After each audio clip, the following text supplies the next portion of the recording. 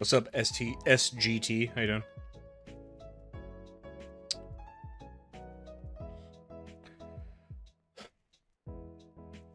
If you look at the top right, those are our current in-game trade Pokemon. Rocky, Muscle, and Volty. And we're about to go cleanse Goldenrod City of Rocket. Thanks a lot, man. I appreciate you saying that.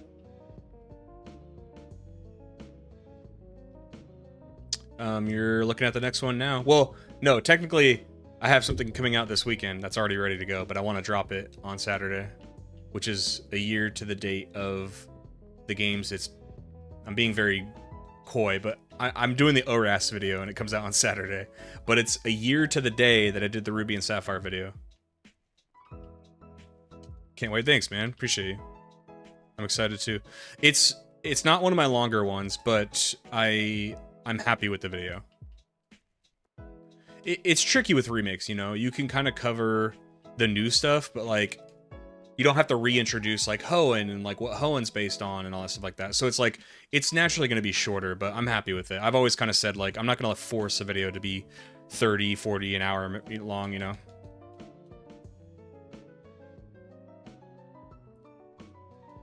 I don't ever want to get in the territory of just like fluffing out a script.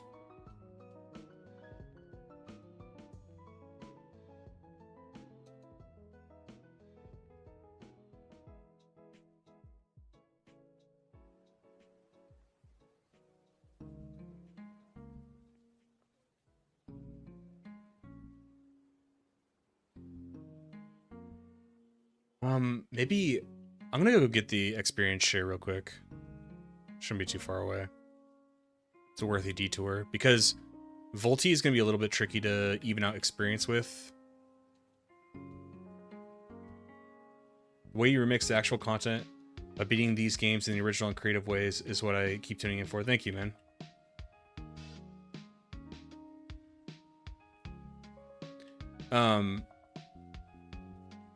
Yeah, like there's weird little like not milestones, but like things in my head where I'm like, oh, I think that'd be fun or interesting. That I'd wanted to do long before I did YouTube. So all I'm doing is like turning those weird ideas into, you know, and they're not super unique. Like for example, I want to get Amnesia Psyduck.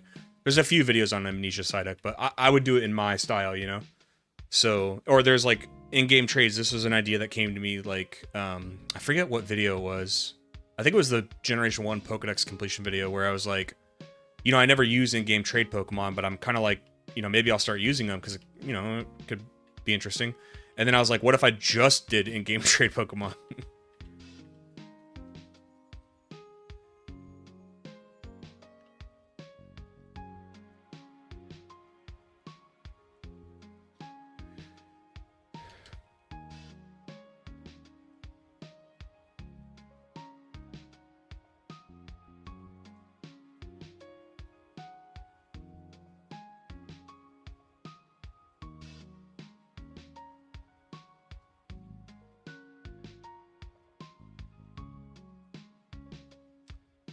SGT, same. I don't think this is a thing that's been done yet.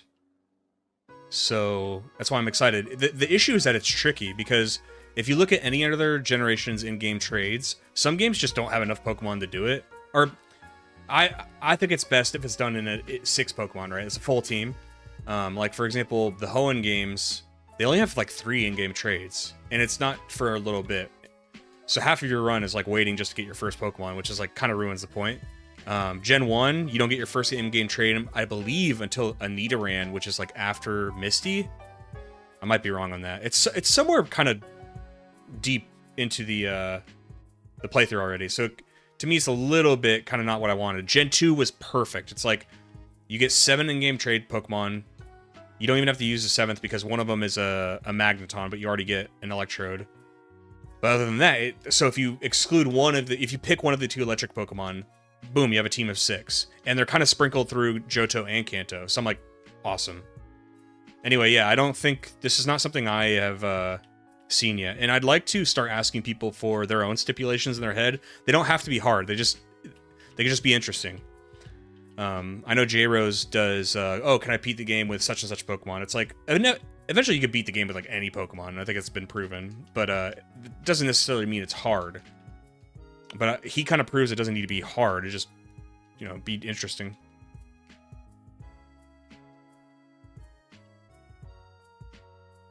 Another thing I like about the in-game trades is they all have funny names, so it's like they kind of have their own personalities too.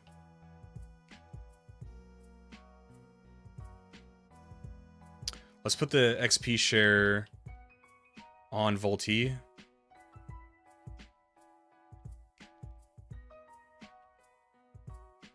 And have Rocky lead.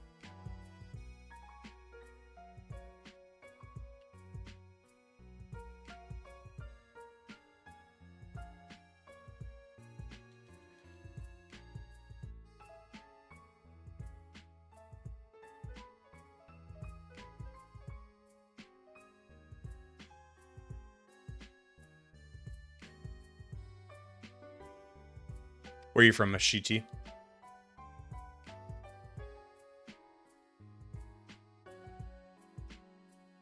I've been trying out different times for streaming, mostly because I've been having insomnia and I can't get a schedule down right. So I'm like, I'm awake now, I'll just stream.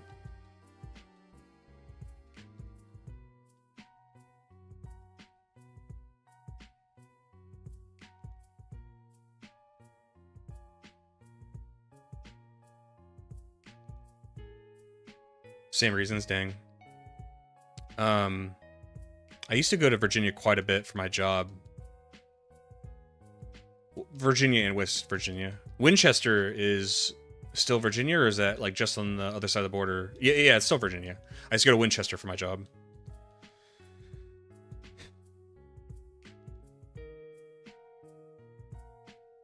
Chesapeake.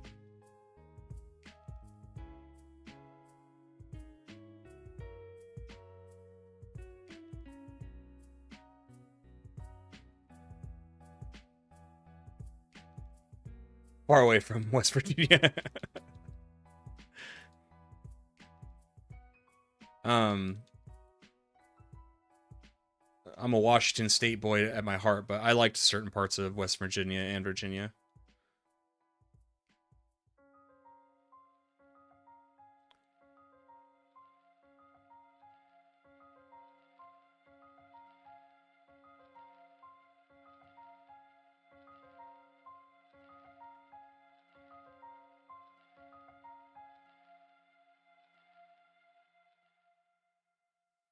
Yeah, I'm a mountain guy. I live in a valley below a mountain. Not quite a mountain town, but close.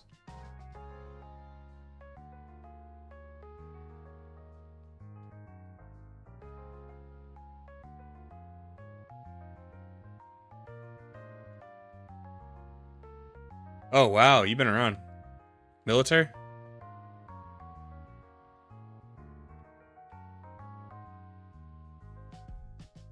God damn it. What's up, Locke?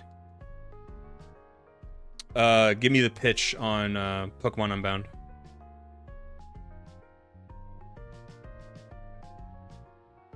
$8 in WoW. Did you like it?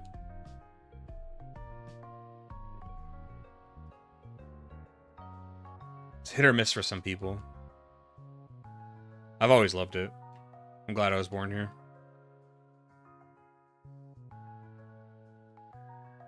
So I'm assuming Navy. What was your rate?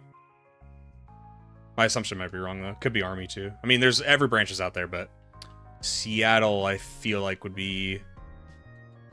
Some of those duty stations feel like it would be, Navy. Port Orchard.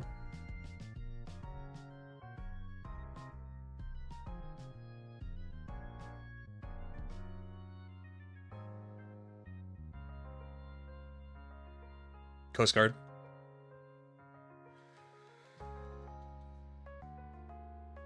You still in? Retired? What'd you do? You just did some time?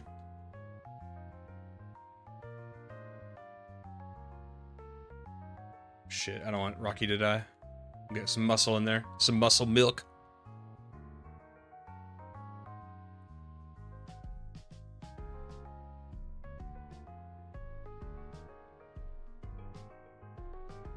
Is it normal? Like you said, you were stationed in Seattle for 8 years. Is it normal to be stationed somewhere that long on the Coast Guard? I'm assuming it probably is like that. They're a little bit different than the other branches. I say branches because I know they're not always a branch, but they had been for a while, so I was used to just calling it a branch. Ah, I see. Okay, okay.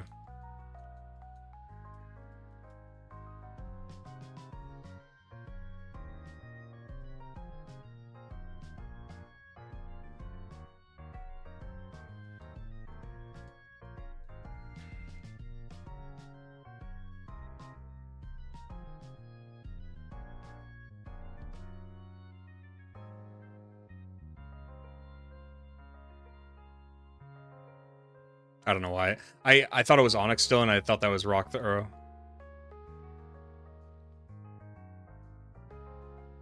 Chesapeake 2, hopefully finish my career. Nice. You would, I know you'd be grandfathered in because I know the retirement has changed, but like, do you get like the same retirement as the other branches, or is it different? Like half your pay of your last rank?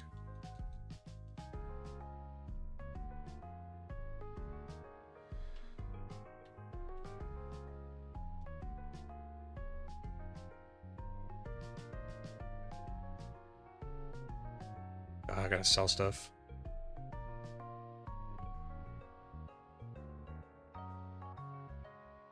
So, okay, it's the same retirement, but through the DHS. Now, how does that work with the VA?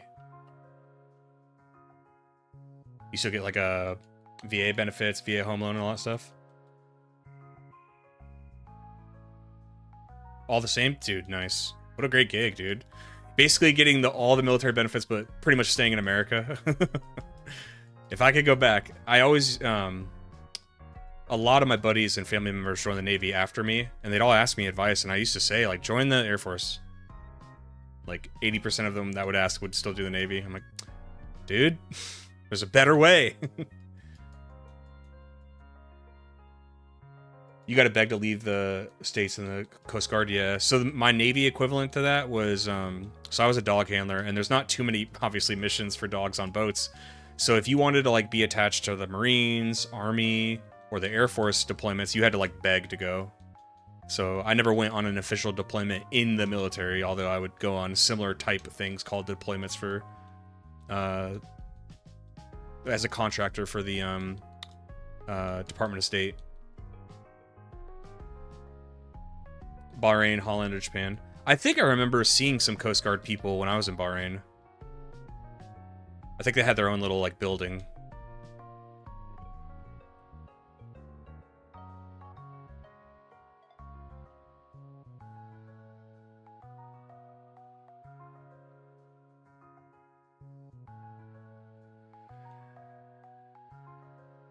I saw tons of different navies in Bahrain. I saw, so after the Paris attacks, the French sent a carrier group to Bahrain. Got to meet a bunch of French people.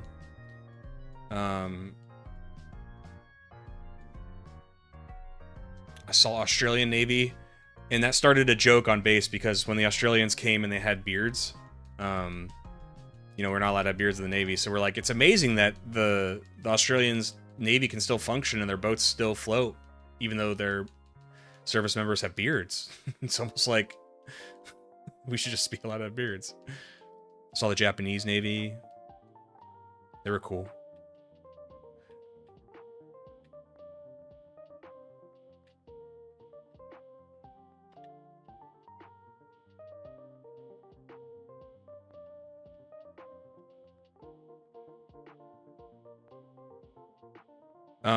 SGT, what video did you find me from? And like, what is I'm not fishing for a compliment, but I am curious, like, what videos do you like best? Do you like the kind of the challengey ones or the retrospective ones? Like you said, I've been doing, like, the channel's doing great, like, kind of switching it up and doing other stuff, so been pretty happy. Which is what I want. I want to be able to not only switch up franchises, but also the type of content, like these challenge ones or stipulation runs are fun. Check the history. You're good.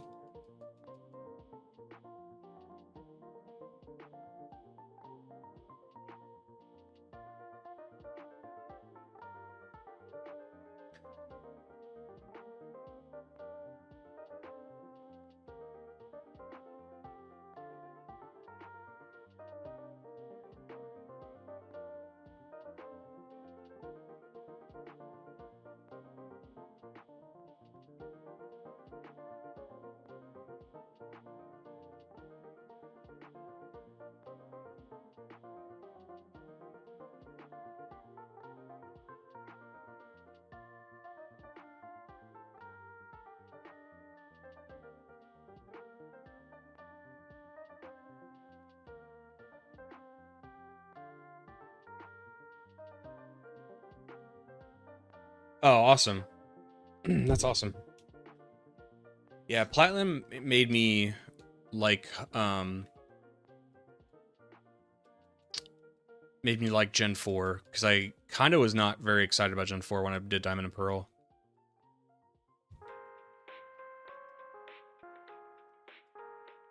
Thank you. Thank you. Conquest is fun, dude. Totally blown away by that game. Didn't even know it existed. Yeah, it was one of those games. I've owned it since it came out. I just never got into it.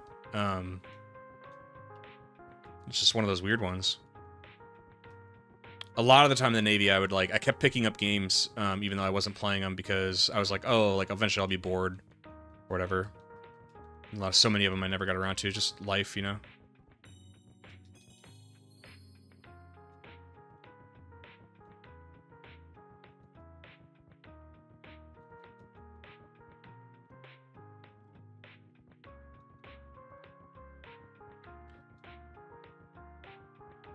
Oh, nice. Yeah. Well, the good news is so I had posted the Gen 1 completion video like 4 or 5 months ago. It did okay. You know, I think it did like 15,000 views. And look, I was happy with that. I was like, okay, pretty cool. I only wanted to do the sequel because I personally just wanted to get those diplomas. So I was like, well, I want to do this for me. And then, so I posted the second one, and then something happened like a month and a half ago. The video just like, both of them started exploding. Well, the second one was newer, so it's gonna get views, but that one just did good out of the gates. But the first one started doing really good. I was like, oh, nice. I love that with YouTube. Is like,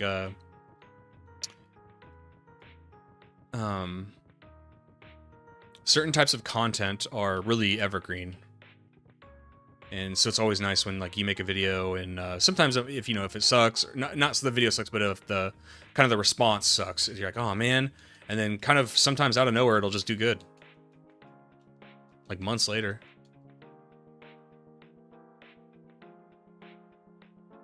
Are there games that are so niche that you won't play or do a video on? No. I would not say that would stop me from doing a video on it. I do talk in terms of like, well, how would this do for the channel and stuff like that. I always throw in a few games that like, I don't really care how they do for the channel. I'm doing it for me. And I'm just turning my work or my pleasure time with a game into work. Because even obscure games, if the algorithm blesses you, can still make for a great video. Like sometimes that's literally what people are looking for, right? Like, I forget the channel's name, but he does retrospectives, and he does like basically these obscure Japanese games. My girlfriend loves his channel, and I've never heard of any of the games he's talking about, and I think a lot of the people who watch his channel haven't either. But I think he speaks Japanese, so he can like translate and like kind of tell you the gist of what's going on. It's a whole channel of obscure games, so no, I wouldn't say that would stop me. I will say sometimes, like, I'd say 80% of the time, yes, I'm being a little bit strategic. Like, for example, when I started doing Fallout videos, you know, the show was doing pretty well, and I was like, well, I like Fallout, and I want to talk about Fallout, so I started making Fallout videos. Nuzlocke. Conquest is completely unknown, and you exposed it to a ton of us. Thank you. I don't think... I'm not sure if I'd like Nuzlocke. You know, I've been wanting to do YouTube for a long time, and I wasn't ready until I was ready. But if I would have started a long time ago, I would have been into Nuzlocke because I was kind of interested in doing that content.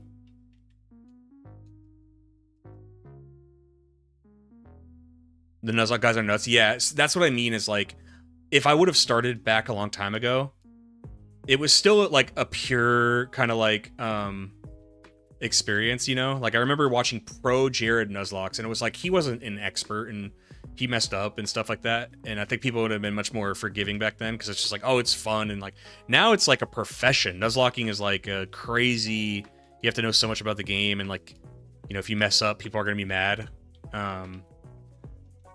I don't want that kind of pressure. To me, I'm a silly goose. I'm a silly goose guy. Sometimes people stumble on the channel and they're like super like, you didn't do the thing right. Why are you using this Pokemon in your run? It's like, oh, you don't get it. Like this is not like, I'm not competing against anybody.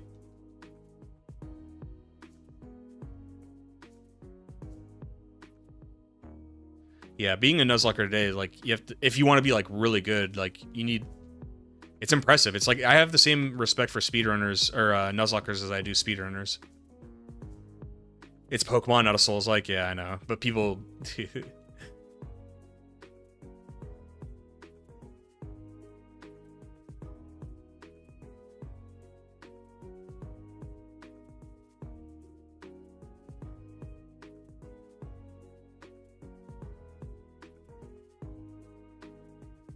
We're gonna need to do a training montage here soon. So we need the tricky thing that's gonna happen up here soon is in order to get our 4th in-game trade Pokemon, which is Dodrio, they want a female Dragonair, but you can't get a Dragonair like in the wild until you get the Super Rod. So what we're gonna have to do is find a female Dratini and train it to level 30 until it turns into Dragonair. Then we can trade it for Dodrio.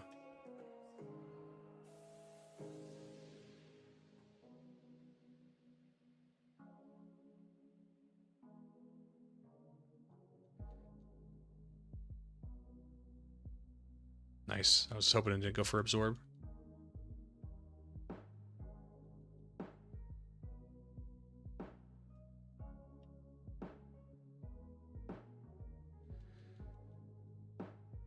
Dragonair for Dugtrio seems fair. It's funny because on Cerebi, when I was looking up all the in-game trade Pokemon, the person who wrote the part on the page was like, "This is a terrible trade. Just keep the Dragonair." And I was like, "Yeah."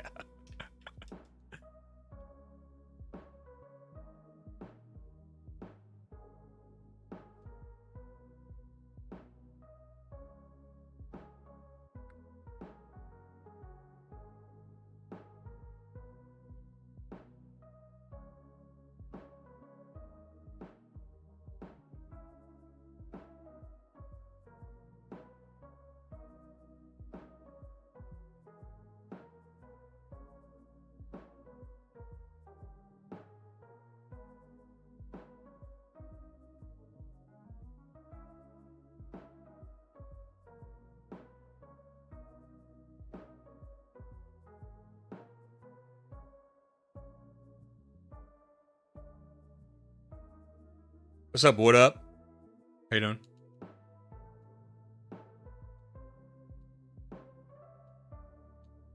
Uh-oh, is it a bot? Might be a bot. What up? If you're not a bot, say...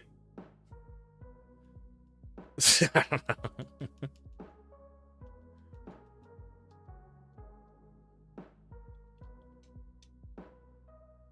I'm always on edge. You know, account made 2017? Okay, sorry. Sorry, TJ. I'm not a bot. Okay. I'm on edge.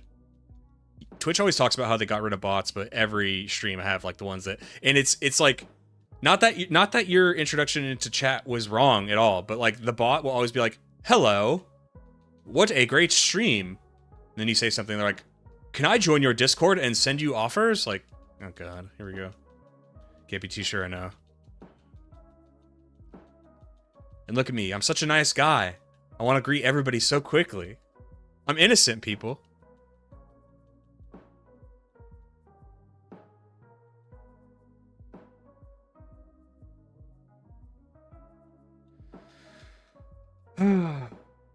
So, do you work tomorrow, STG?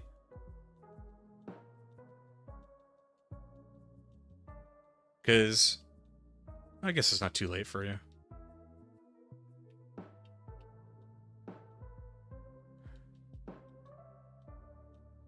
No offers, but I used to play this game. Yeah, it rules, dude. Did you find me on just on Twitch, or have you watched my YouTube stuff, TJ? Who is your favorite Gen 2 Pokemon? Oh, Amulet Coin, nice. Maybe I'll throw that on, I'm gonna throw that on Muscle, dude. Give you a little coin. There you go. Actually, we can give protein to him, too.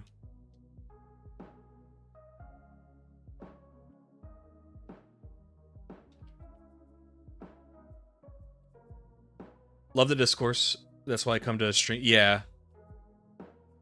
Of course I have delusions of grandeur of becoming a big streamer, you know. I don't. I'm joking. I like doing YouTube. I know what you're saying though. That's why like I like it too. I wouldn't stream if I didn't like it, obviously. Best Pokemon is Raichu. But come on. So like, would you say favorite Gen 2 Pokemon is Pichu?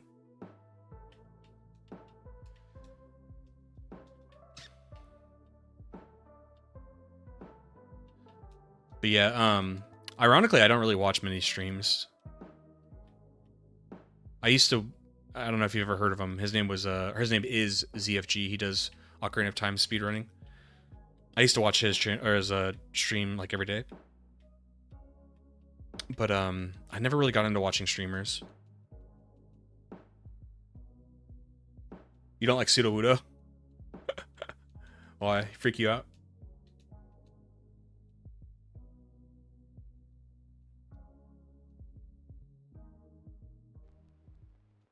He's a tree? You don't like trees?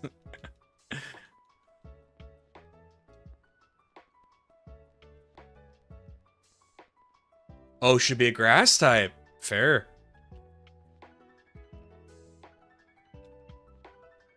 That didn't see bullshit.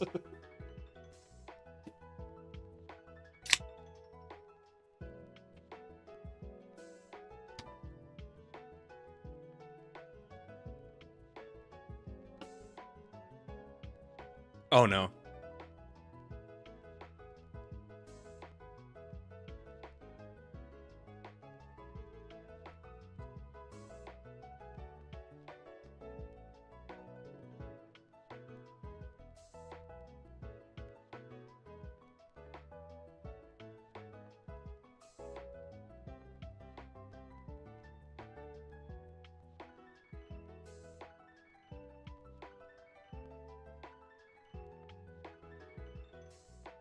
I got you, TJ. Yeah, so STG, unfortunately, you can't do this if, like, by, you know, I'm only going to use in-game trade Pokemon. You can't accomplish it without using an HM Slave, because there's no water Pokemon that you get through the in-game trades that you can do HMs with, or sorry, the water ones. So, for example, like, I have Gyarados on the team. If I don't need him in the party right now, but I'm also not recording this footage because I'm kind of focusing just on the, you know, the gym battles. Makes it easier to make the video. When I do a gym battle, I'll put Gyarados in the box. Even in this fight, though, for respecting the challenge, if I got down to Gyarados, I would lose on purpose. I just forgot to put him in the box. Anyway, so the answer is yes, I have to use an HM Slave. I only need it for the water type, because when I get Dodrio, I'm pretty sure Dodrio can learn Fly, and I'll use Dodrio for Fly.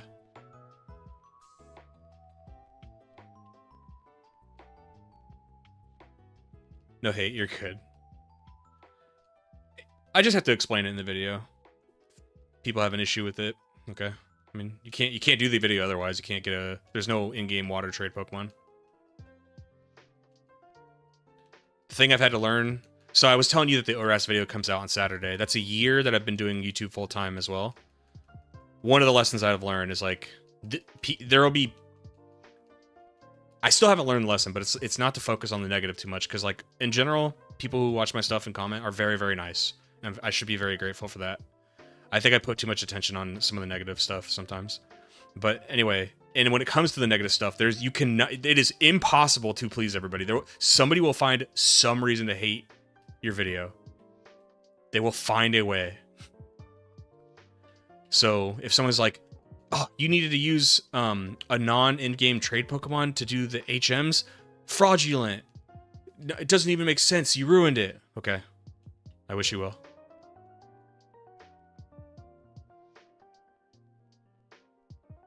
Respectfully, they probably have autism.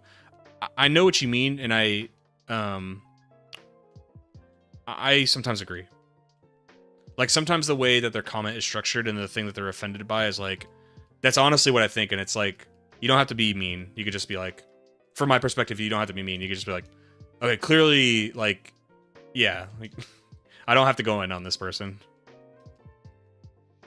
Oh, I should have used Attract here. I taught Machoke Attract, which is actually really good, because it seems like there's a more male Pokemon that you fight against.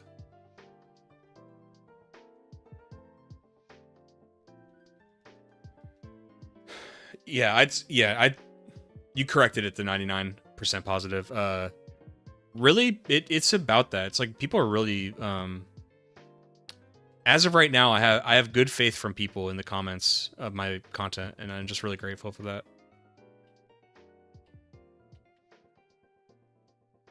What's my favorite Pokemon? Of all time, it might be Venusaur. Of Gen 2, if we're just talking about Gen 2, Heracross.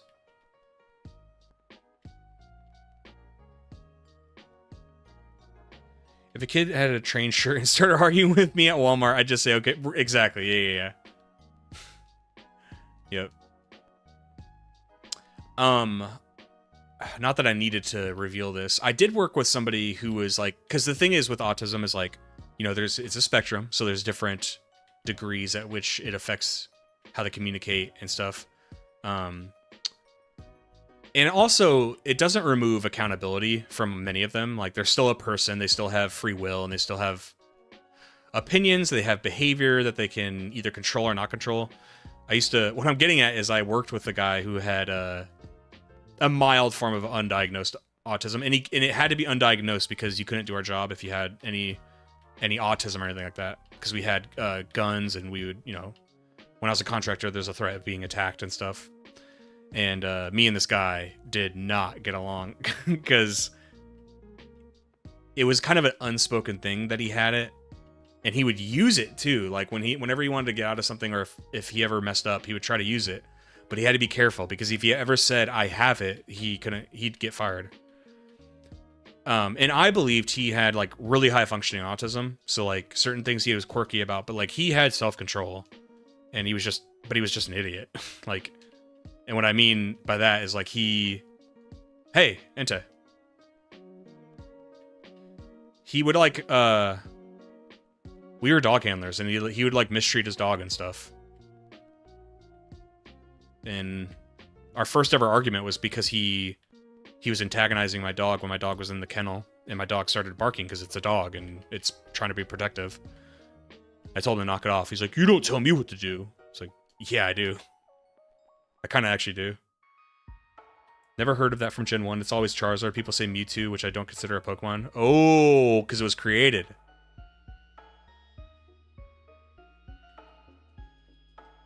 Gen 1 loved Blastoise. TJ, my love for Venusaur goes back to... I'll show you. I mean, I'm sure you've seen it, but just to give you guys a reminder. Something about... Something about this base set Venusaur art I've always loved, dude. I just love it's just like this thick mass, you know? It's so cool. I've always loved that art. Always loved Venusaur. I wish it would have stayed in this style, because now Venusaur kind of looks a little bit more lean. He's lost some weight. Clone phobic. I won't sign up to clone bigotry.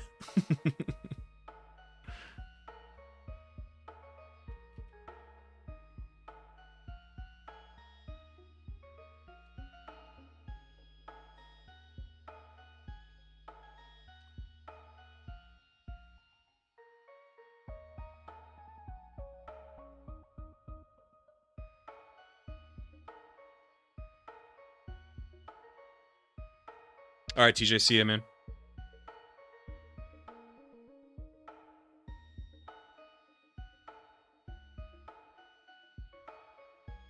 Mewtwo, Ditto, the royal family of Gen 1. I'm trying to think of, if we're just going up the generations, like what my favorite Pokemon are. Gen 3 is... I think it might be Shiftry. God, I love it so much. And speaking of Shiftry, watch the video on Saturday.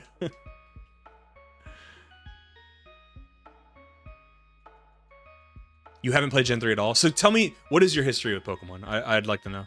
Did literally the hardest thing hitting quote in the 90s about the circumstances of one's birth? Did literally the hardest hitting quote in the 90s about the circumstances of one's birth? Oh, about like belonging and stuff like that? You're right. That monologue went hard. My mom keeps calling me. Woman, I'm trying to save the Earth. Actually, no, I've already beat Team Rocket. Okay, Earth is saved.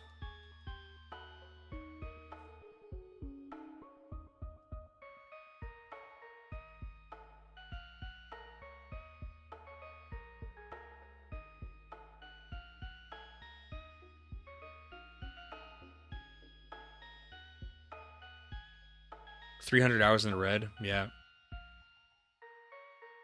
God, those were good days, man. But that's all you had? Couldn't get into gold. Oh my god! Oh my god! You couldn't get into Gen 2. I don't think I've ever heard this sentence before. Well, okay, I hear it a lot from people who did not grow up with Gen 2, so... I was 13. Do you think you were maybe growing out of it by then? Because I think I played Gen 1... What, Gen 1 was 90... 97, 98? I think it was 90...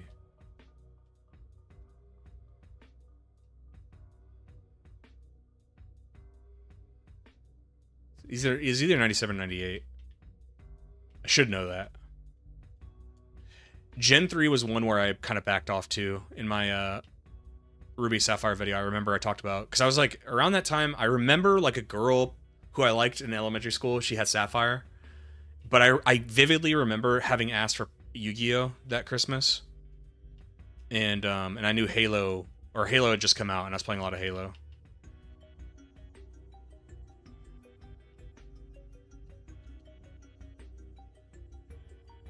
But it done the GPA, me too. Loved my SP, oh my god. Dude, I rediscovered my SP, and it's like insane how beat up it is. Normally I'm not that rough on consoles, but I did play that game, or that console so much. Lots of Golden Sun.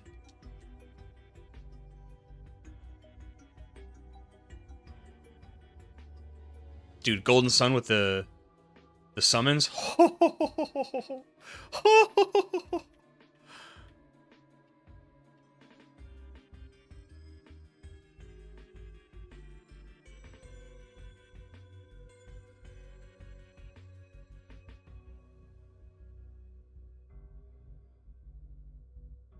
Oh, that's awesome. Pokemon Go. So explain, like, you mean the app, right? Like the main Pokemon Go, not like the Let's Go games?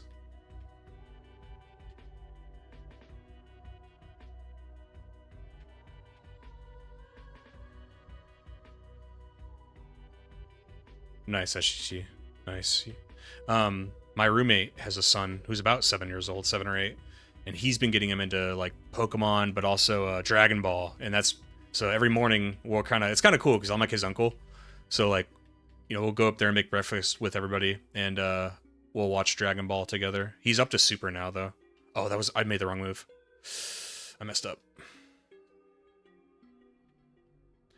I beat Let's Go Pikachu, was really disappointed. Yeah, I just don't think I would like the whole Go format. I mean, you probably disagree. Because I know like the catching is different. I don't really like physical gimmicks in video games. So like, for example, like having to like toss your Joy-Con and stuff to catch stuff. I don't think I'd like that. And I know that because when I try to play like Skyward Sword back in the day, I don't like motion control things. I'm very lazy, okay? Because you could travel so much, yeah. So one time, me and my girlfriend went to walk her dog, and we saw just this rabble of, look, I don't say this in a mean way, but we saw a rabble of what looked like very nerdy people. And my girlfriend was like, what are these people doing? And they kept congregating in circles and moving down the park and congregating in circles again. And finally, I just asked one of them. I walked by, I'm like, hey, I'm sorry, what are you guys doing? And he just smiled, like, we're playing Pokemon Go. And I was like, oh, that makes sense.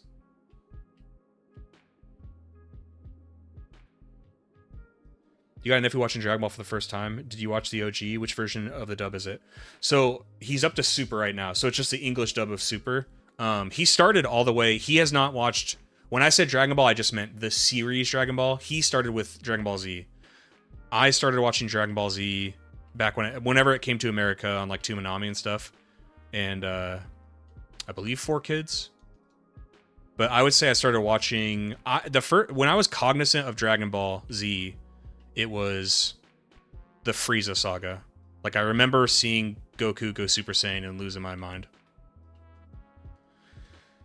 I don't remember too much of the Saiyan saga, to be honest. So I must have started watching around the time of Namek.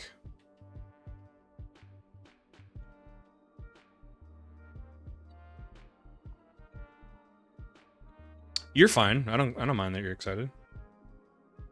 I'm excited about it. Every time I'm like, I go up there, I'm like, I can't believe we're getting him into Dragon Ball. The cool thing about my nephew is he's very receptive to, like, if you're like, hey, you might like this, he's like, okay, and he'll like try it out. I don't remember being like that. I remember being like, I like what I like, or it had to be a cool kid telling me to try something.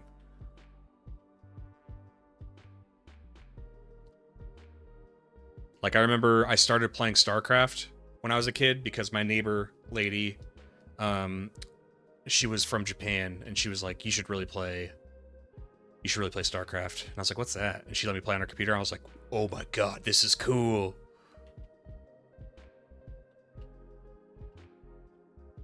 I want to do a video on StarCraft, by the way. I want to do a StarCraft experience video where I go through the whole campaign for all the different races. Okay, I figured this out. There we go. What TM is this? Is it like Blizzard or something?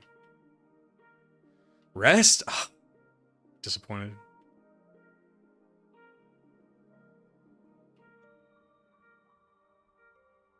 Messed that up.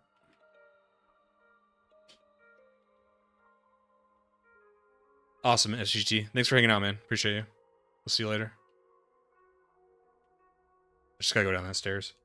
You too, man.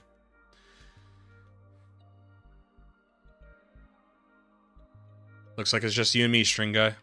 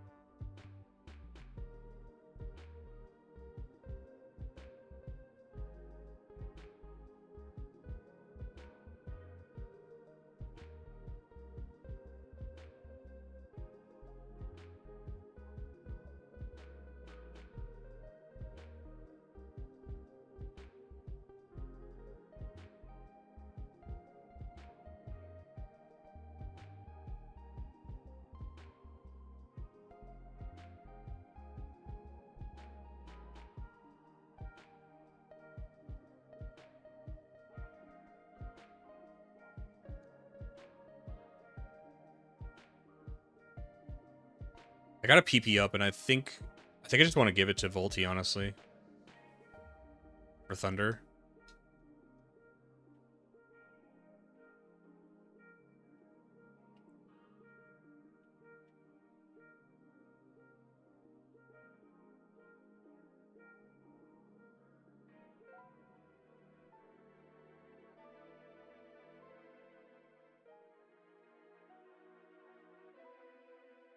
Okay.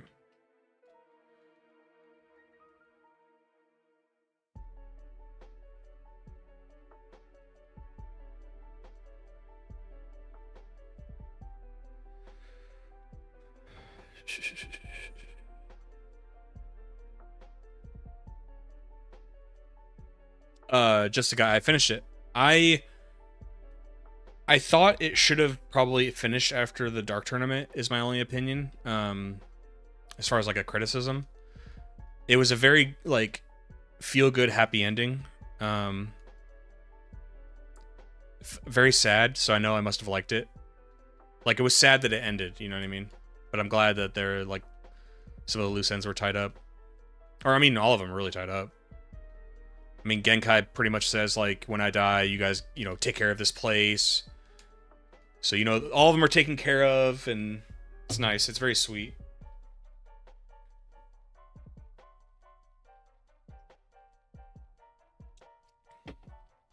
Genkai coming back is a little, like, I didn't love that. I thought she, like, for character effect, probably should have stayed dead, even though I liked her character. I'm not usually a big fan of, like, oh, the important thing character died, and, like, all of our characters are, like, emotionally impacted, but then we're just gonna bring it back. I know we talked about liking Dragon Ball, but Goku coming back, like, a million times is, like, never liked that. One time, okay. But after Cell Saga, I feel like it should have been, like, Gohan leading the charge. I know it's probably a very controversial opinion. But I haven't been watching anime lately. Been focused on the Fallout show. Just watched a new episode last night.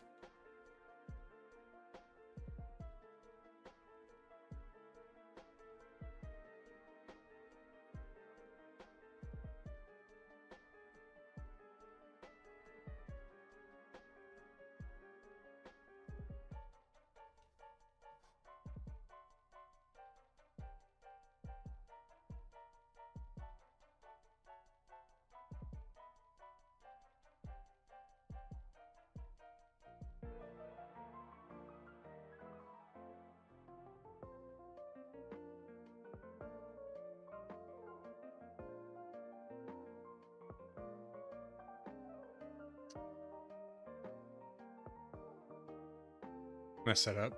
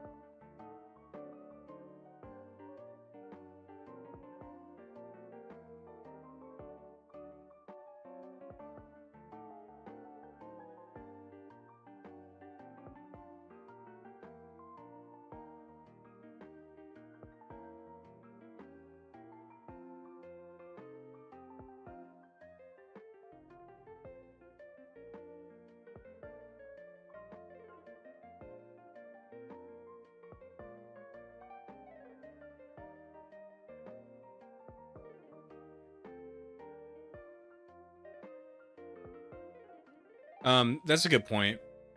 And yeah, I know I'm not the only one who had that opinion. In fact, I think Toriyama's intent was to either end the show there, or if it were to continue, Gohan would take over, which I thought would be super interesting.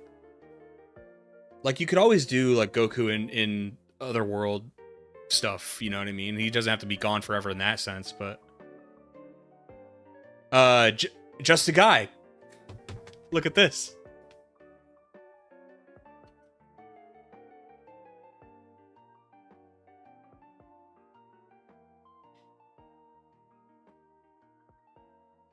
I have been reading Vinland Saga.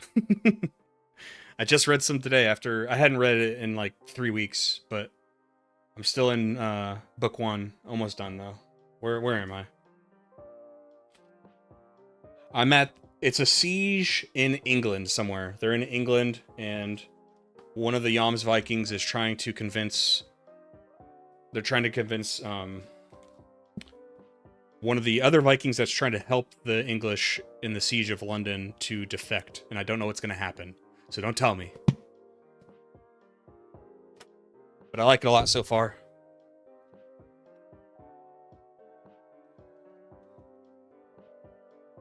Oh, you were going to use water gun? What a liar.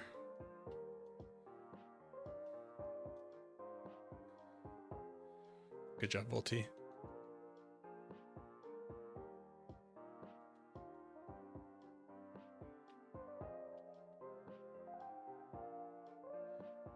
I'm going back anyway, so I don't know if this will change anything.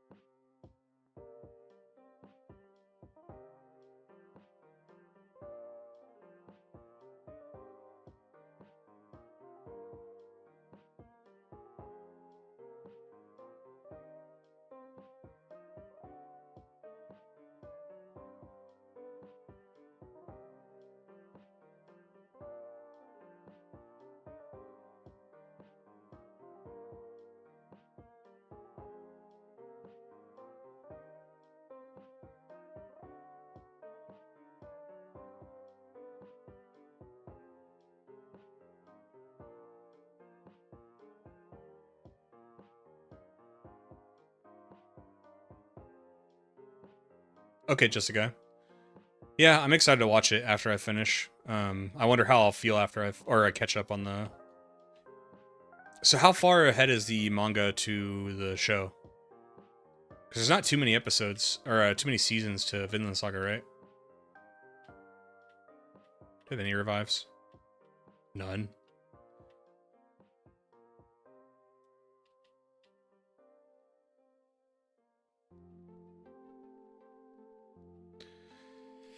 Okay.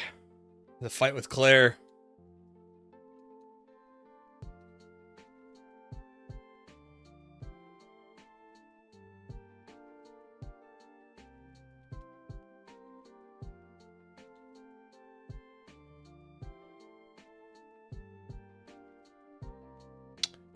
Okay.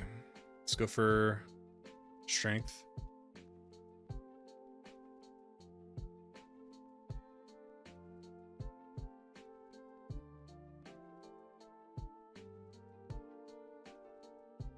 The manga finished? Oh, nice. Hopefully they'll come out with all the deluxe stuff so I can finish my collection.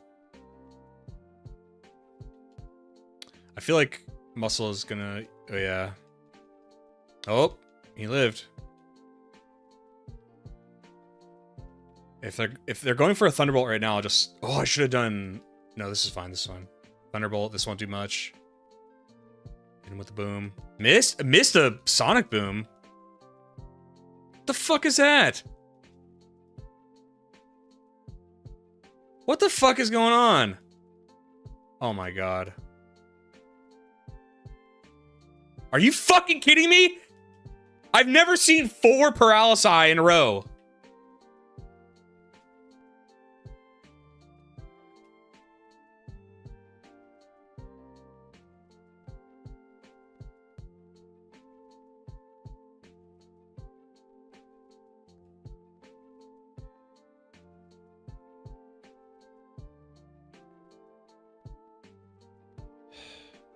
Hold on.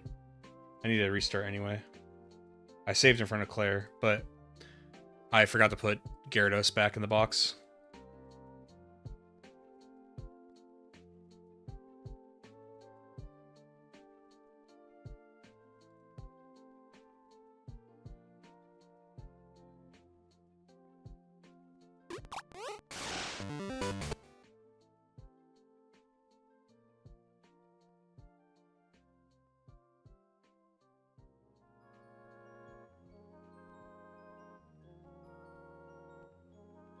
I also have the deluxe edition, and I think halfway through Volume 5 you'll be caught up with the anime. Okay.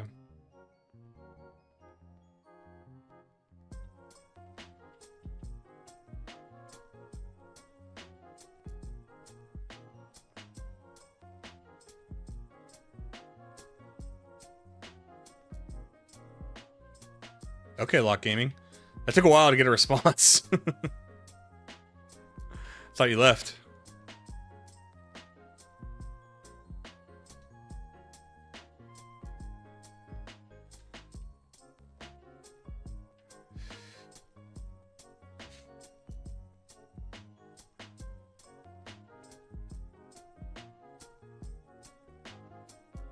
Oh, wow, okay. What graphical style is it in? Like, what generation does it take after? Oh, sorry, you said Fire Red architecture. Oh my god. The hell was that? Did you guys see that?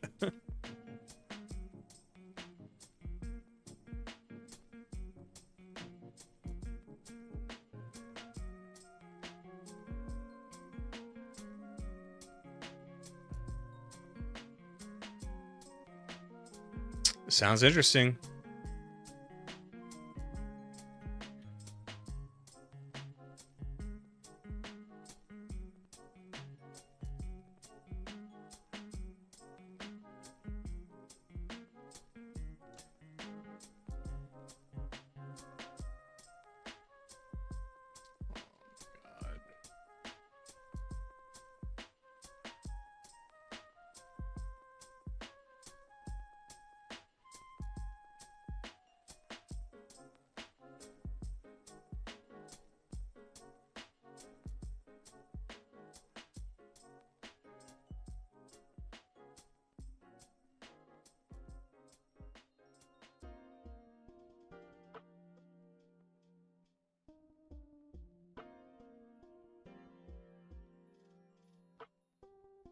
Switching to Rocky, eats a Thunderbolt.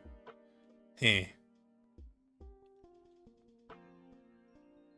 Nice.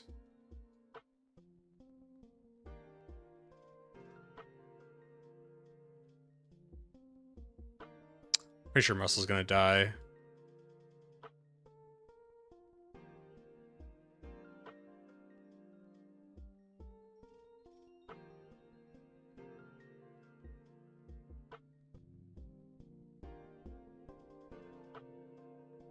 Oh my god. Kingdra's so good.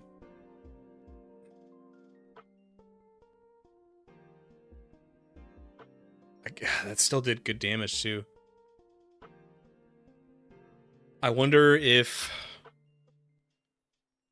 self-destruct probably wouldn't kill, right?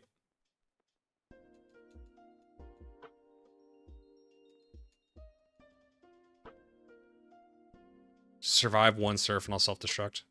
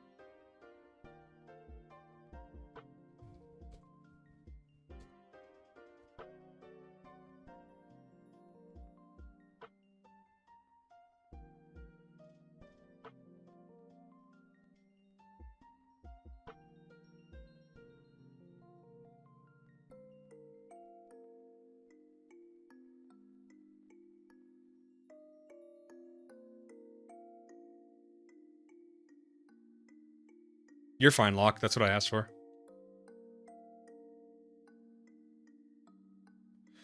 Okay. So Kingdra's down. Now, can Rocky finish the job?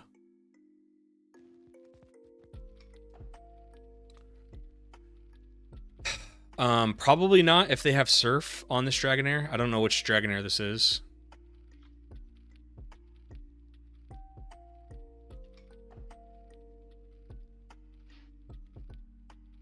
Okay, Ice Beam. Oh my god. Oh my god. What?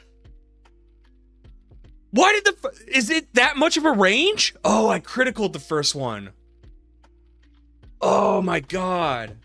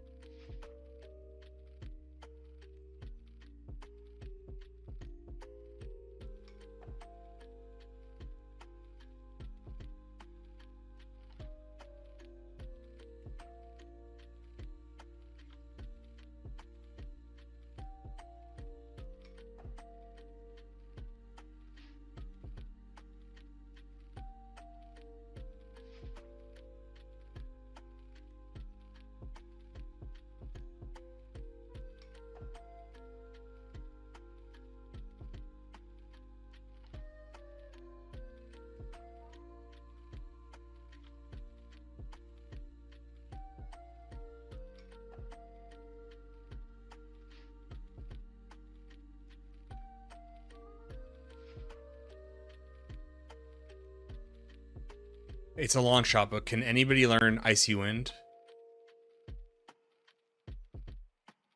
No. uh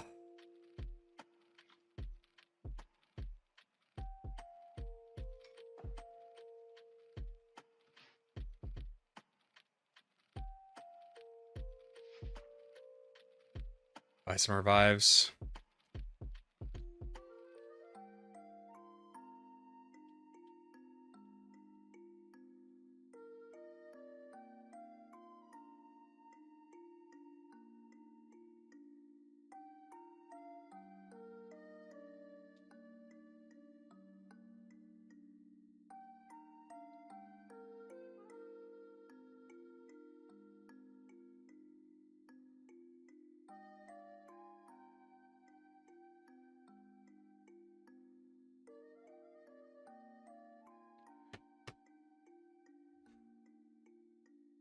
What's up, video game research? How you doing?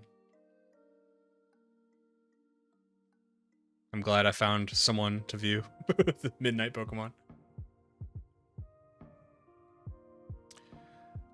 Okay, let me change. You know, maybe the music is the issue. Maybe if I had better music, this wouldn't happen.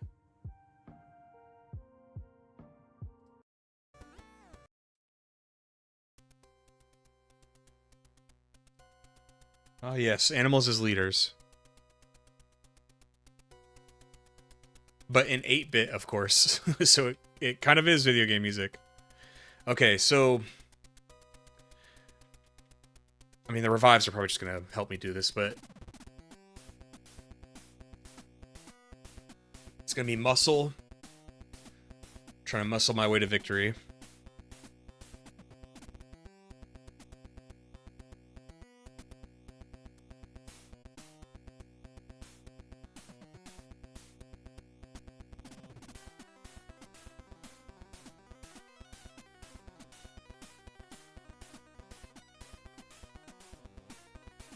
Okay, so Thunderwave missed. Oh. Okay, I'm going to switch into Rocky, because if they do Thunderwave, it won't do anything, and then I can probably finish this Dragonair off. Okay, good. And then Strength. Because Onix somehow outspeeds Dragonair.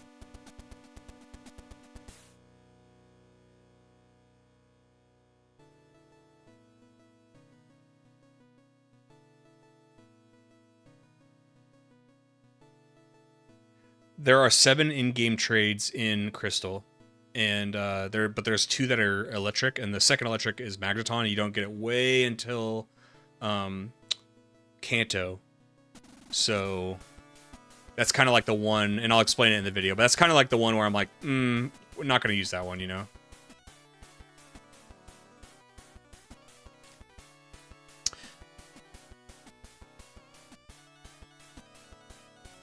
Okay, so this one also has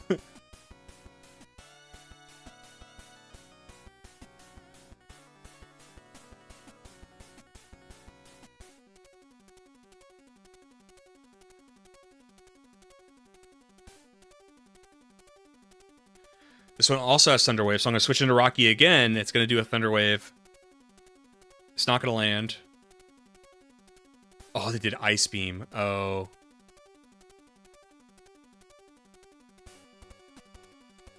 Oh.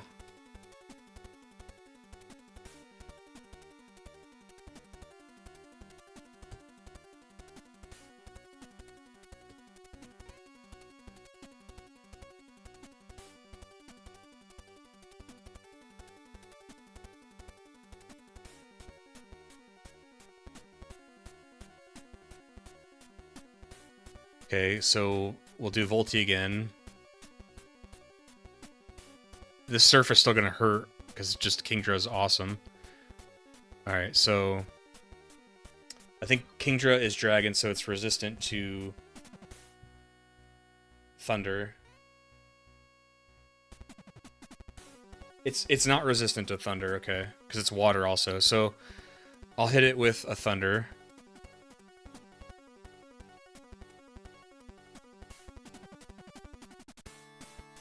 And paralysis.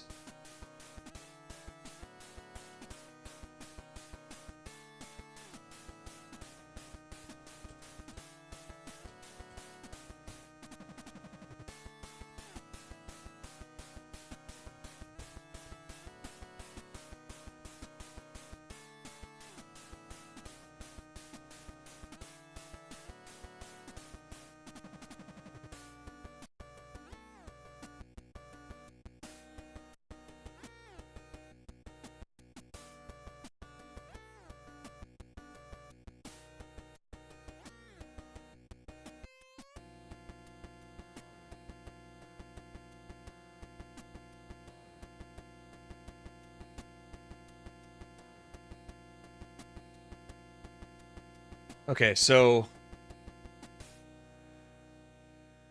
they went for a smoke screen. I can do. I don't know if Sonic Boom will be. So they did a smoke screen. Thunder's already only 70% accurate, so I can either try to go for a Thunder again, which I know will kill it, or Sonic Boom. But they're probably going to try to...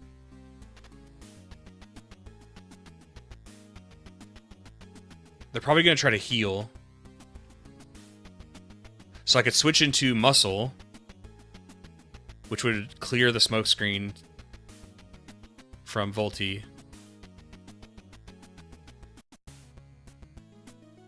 She did use the Hyper. I saw that coming. Oh my god. God!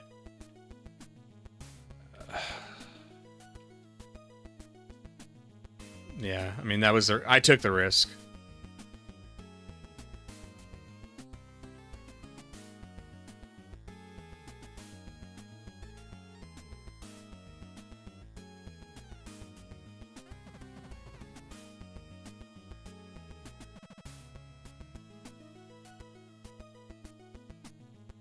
Come on, just land a critical. I don't even... Will it survive this? Yeah.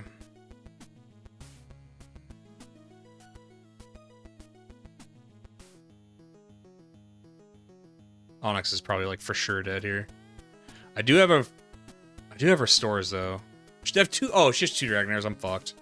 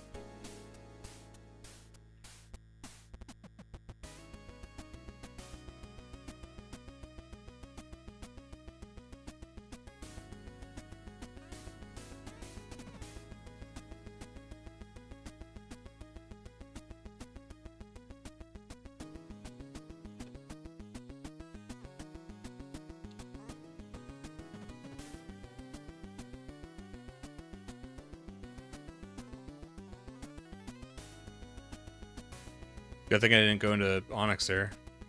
I was half tempted to, because usually they go for Thunderbolt.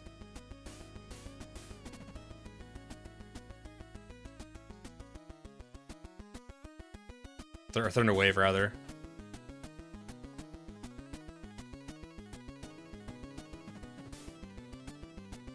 Okay.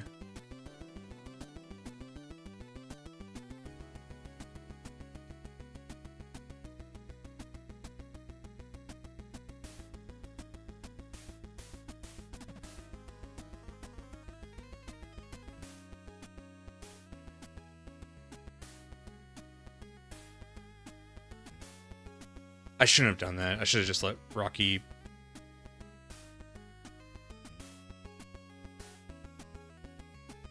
That was stupid. That was really dumb.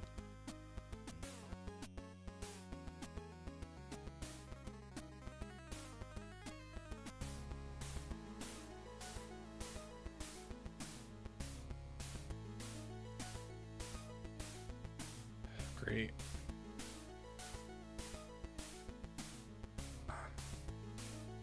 Now I'm not going to land anything. Alright, well, switch into Muscle. I'll revive.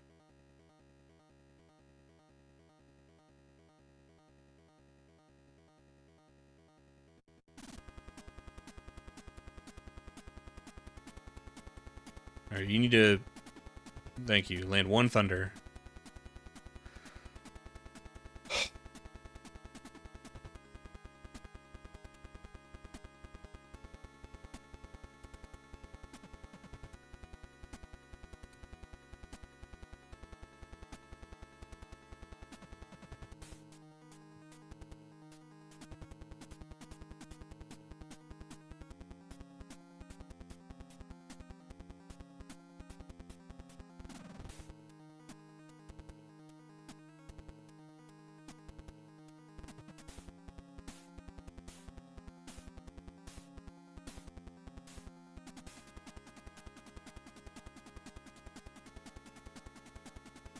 Alright, so the Dragon Den is important because this is also where we're going to get the Dragon Dratini that we need to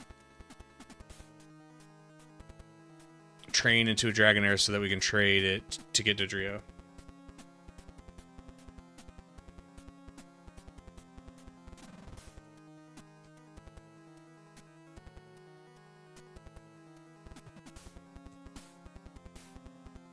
Well, I guess if we get a Dratini from the people who give you one, it just has to be female.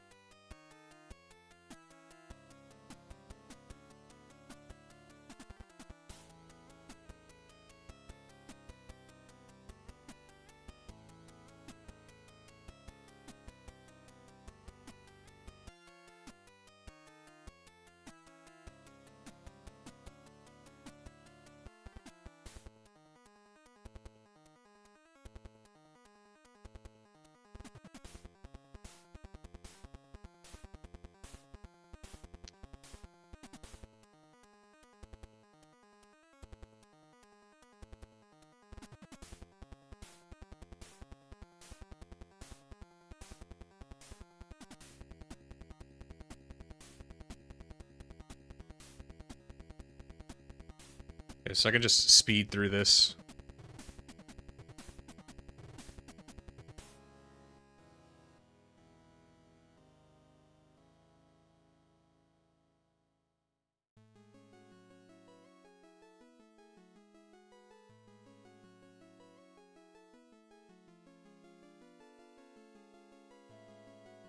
God, I have to...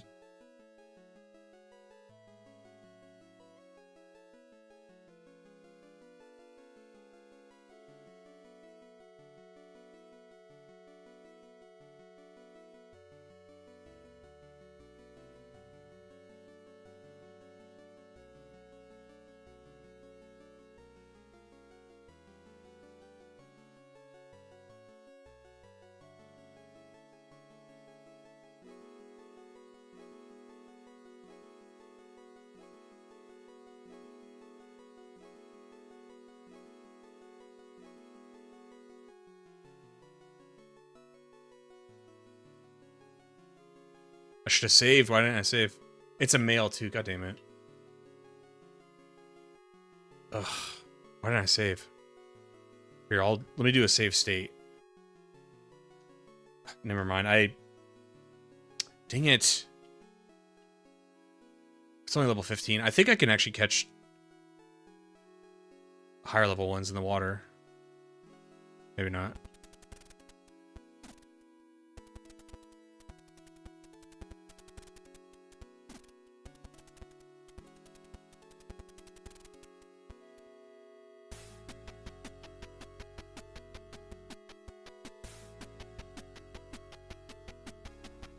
Okay, so 10% windsurfing and 10% windsurfing and 10% with good rods, so I guess I'll just surf.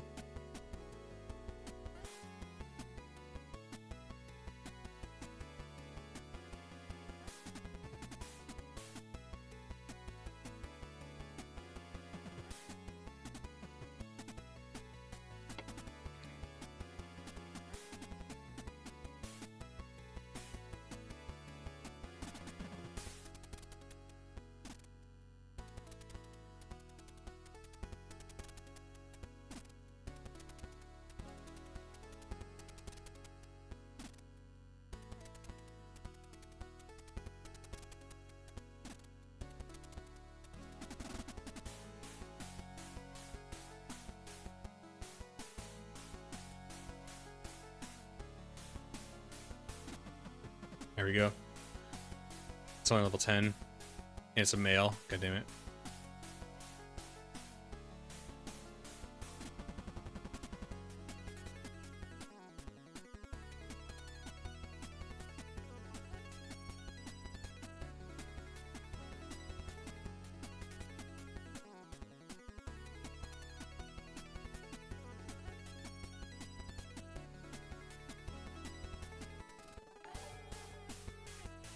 Echo 5 Bravo, thank you for the raid. Welcome, people. This is not Magic the Gathering. This is Pokemon. Echo, thanks, man. Hey, Echo, have you been playing Powered Cube? I blew all my money in one day playing it. Because it's not just that it's expensive, but it's also that you have to win to, like... There is no going neutral. What's up, Sum? What's up, Jazz? Jazz, that's what I'm doing. Right now I'm trying to catch a female Dratini so I can train it to Dragonair so I can train it for the Dodrio. What's up, Echo? Good to see you, man. Thanks for the raid.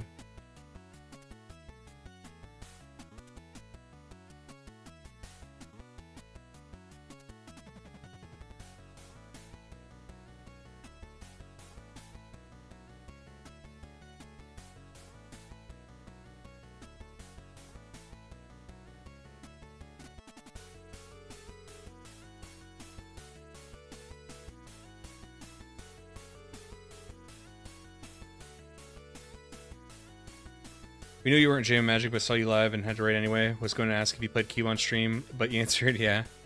So I didn't play it on stream because sometimes when I stream Magic, people are like, "Oh, you're back doing Magic." I don't want to disappoint anybody, so because pretty much all of my followers on Twitch were from the Magic days, so I'm like, you know, I feel bad, but I was just playing casually and yeah. It's the only Magic I still enjoy. I totally agree. I completely agree. Which is sad because, like, you're way better than me. So, like, I'm sure you get some 3-0s in there. But the way they structured Powered Cube is, like, it costs so much to play now. And you can't do 2-1. I'm really good at going 2-1. I did 3-0, like, twice. But I can't 2-1, like, every time. So I lose money quick. Sorry, I can't go 3-0 many times. So if you go 2-1, you lose money. Like, I think you lose like a third or 2/3 of entry. Curse, thank you for the follow.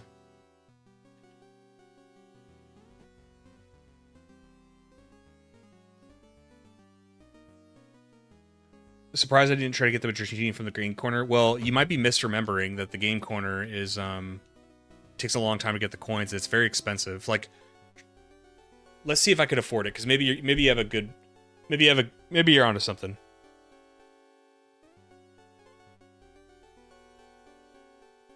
Let's see how much it costs at the game corner.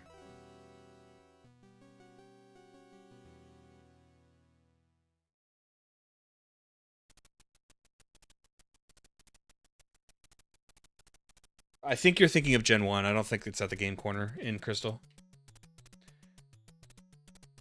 You get a lot of packs now, but that doesn't really help chain entry fees. Yeah.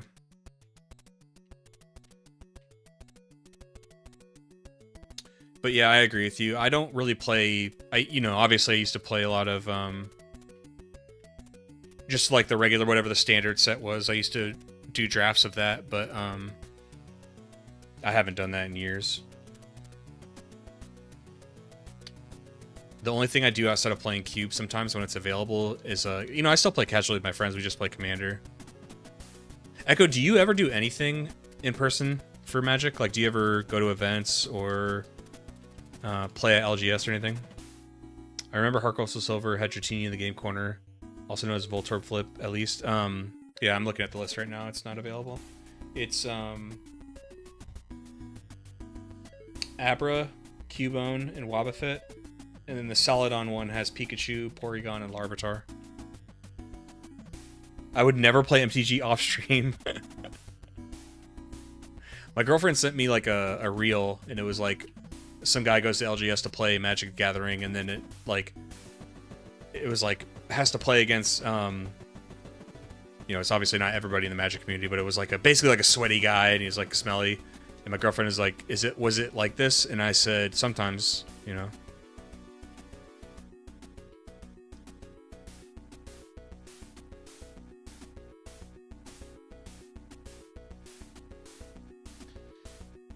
It was worse. The legends were worse.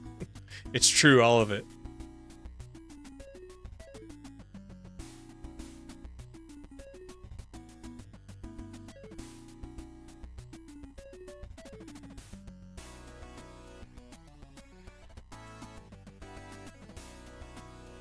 I don't even know what this item is. Oh, calcium, okay.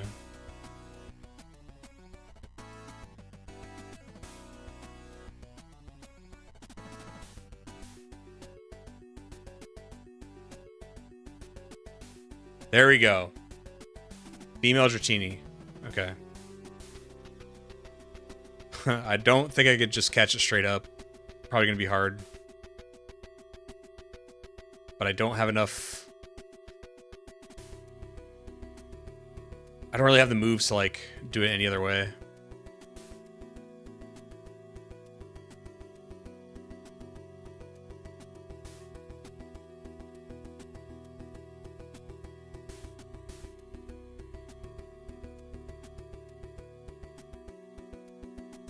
It's okay. You can paralyze my stuff. Thanks a lot, Echo. I appreciate you, man. Hope you have a good night, too.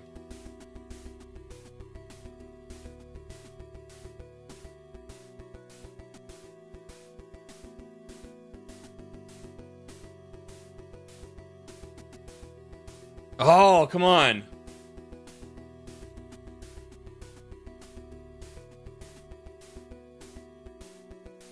Shucks.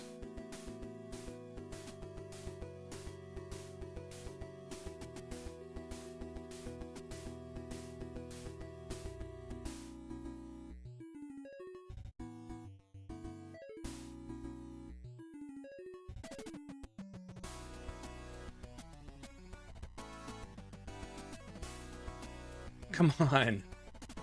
Get in the ball. Get in your home. Don't you want to go home?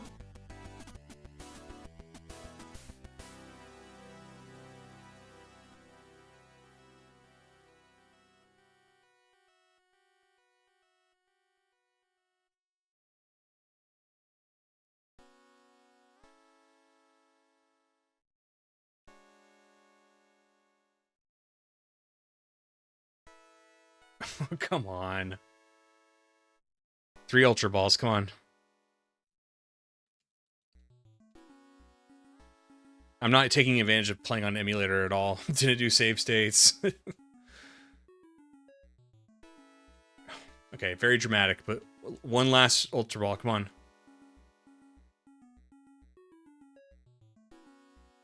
God damn it.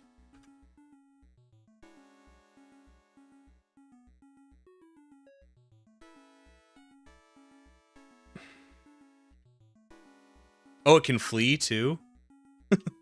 I like how it specifically waited until I ran out of Pokeballs for it to flee.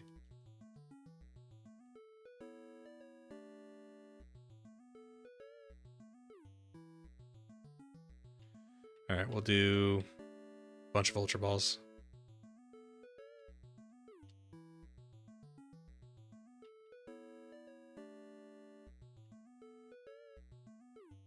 Oh, I guess I couldn't afford that. Okay, well, I'll do a bunch of Great Balls.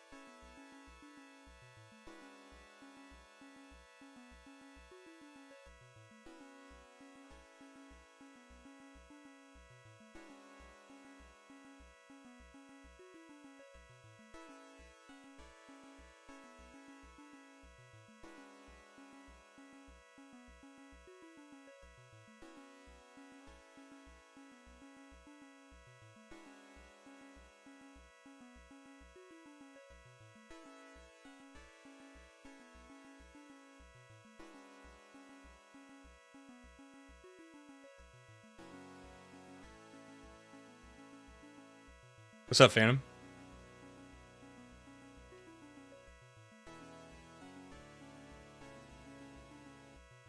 Phantom, it's going good. I accidentally did not save. I'm not taking advantage of any of the powers that emulation gives me. I need a female Dragonair, or Dratini to evolve into a Dragonair so I could trade for my 4th in-game trade. So now I have to get one in the wild. But it's going. We beat Claire. It was pretty epic. She beat us once in a close match, and then we had to play 2 more times, I think. But we got her off of like an extremely lucky crit from Volti. How was work?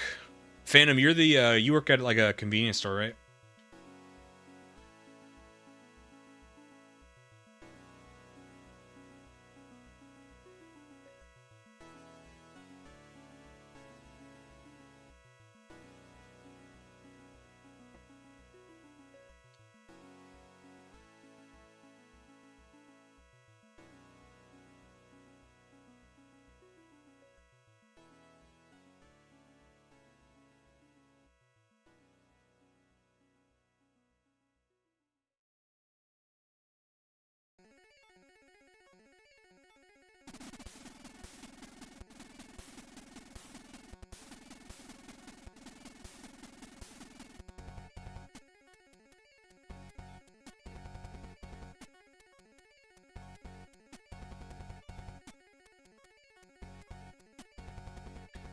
Oh, level 18 Magikarp.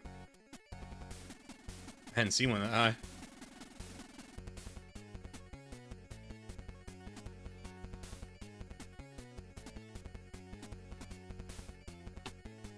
Female?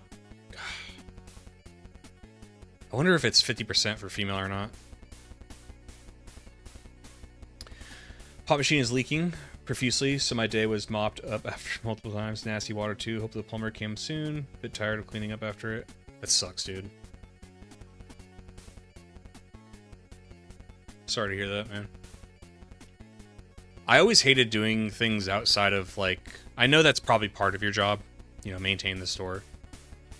When I worked at Target many years ago, I was the cart attendant, so I'd just go wrangle carts.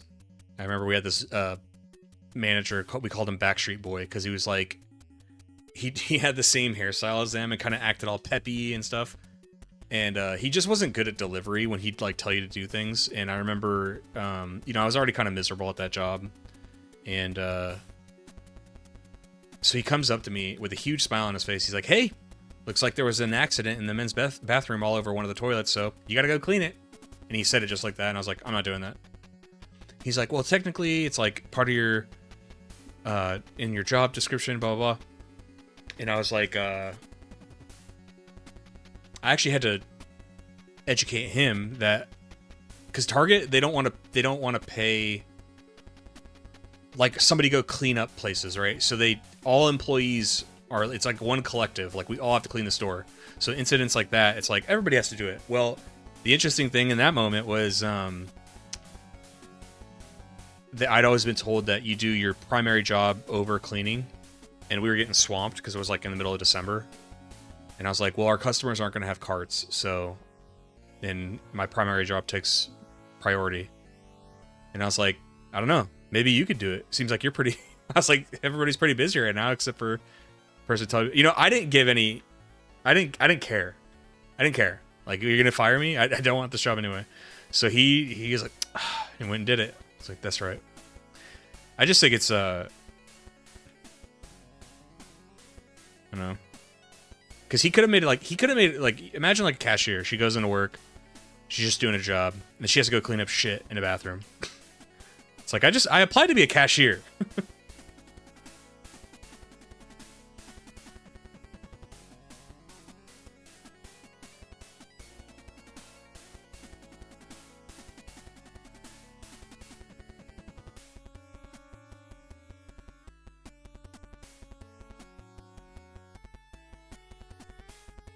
I don't look down on anybody who has to do that for a living, and I respect them actually, but they're like mentally prepared to like go into their job and do that, and they should probably get paid pretty good to do that job. I don't care if it's manual labor. That job, anybody who has to go and clean bathrooms should get a lot of money.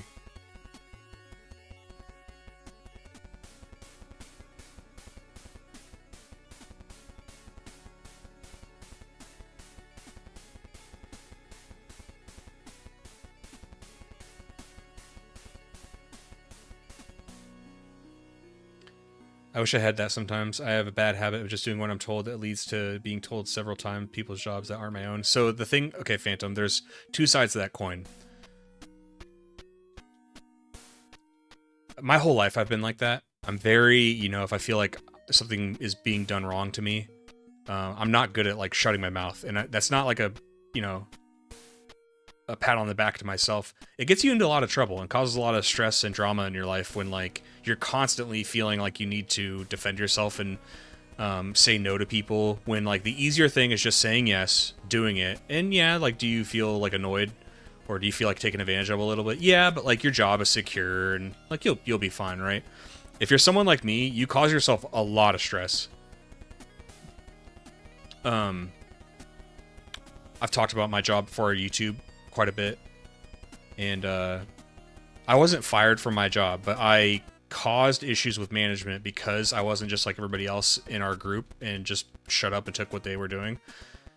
And you know, coworkers be like, man, I've been wanting to say that to him forever and stuff. Like, it's like, that's nice to hear, but also like it'd be nice if they backed me up every once in a while so like things could change. But no, it's just me saying stuff, so then the managers are coming down on me, and it's like they're making me out to be the bad guy when it's like, ironically, I'm the guy that like would do things by the book, and our management would go outside of the book. But you know, you say you wish you were like that. Sometimes I wish I was like you. Sometimes I wish I was like, you know, it'd just be easier to just like say yes and like. And when I say that, I don't mean like to big things. If they tell you to do something illegal, definitely don't do it. But like, you know, if they're asking you to do something that's usually out of your job description, it's like, you know, is it annoying? Sure. Fucking, it's so annoying they can flee. I should have just, okay, I'm willing to take this risk. Because if I could just do the dragon or the Dragon's Den thing, that'll be so much easier. The issue is I don't know where this save is coming from. What's up, Curse?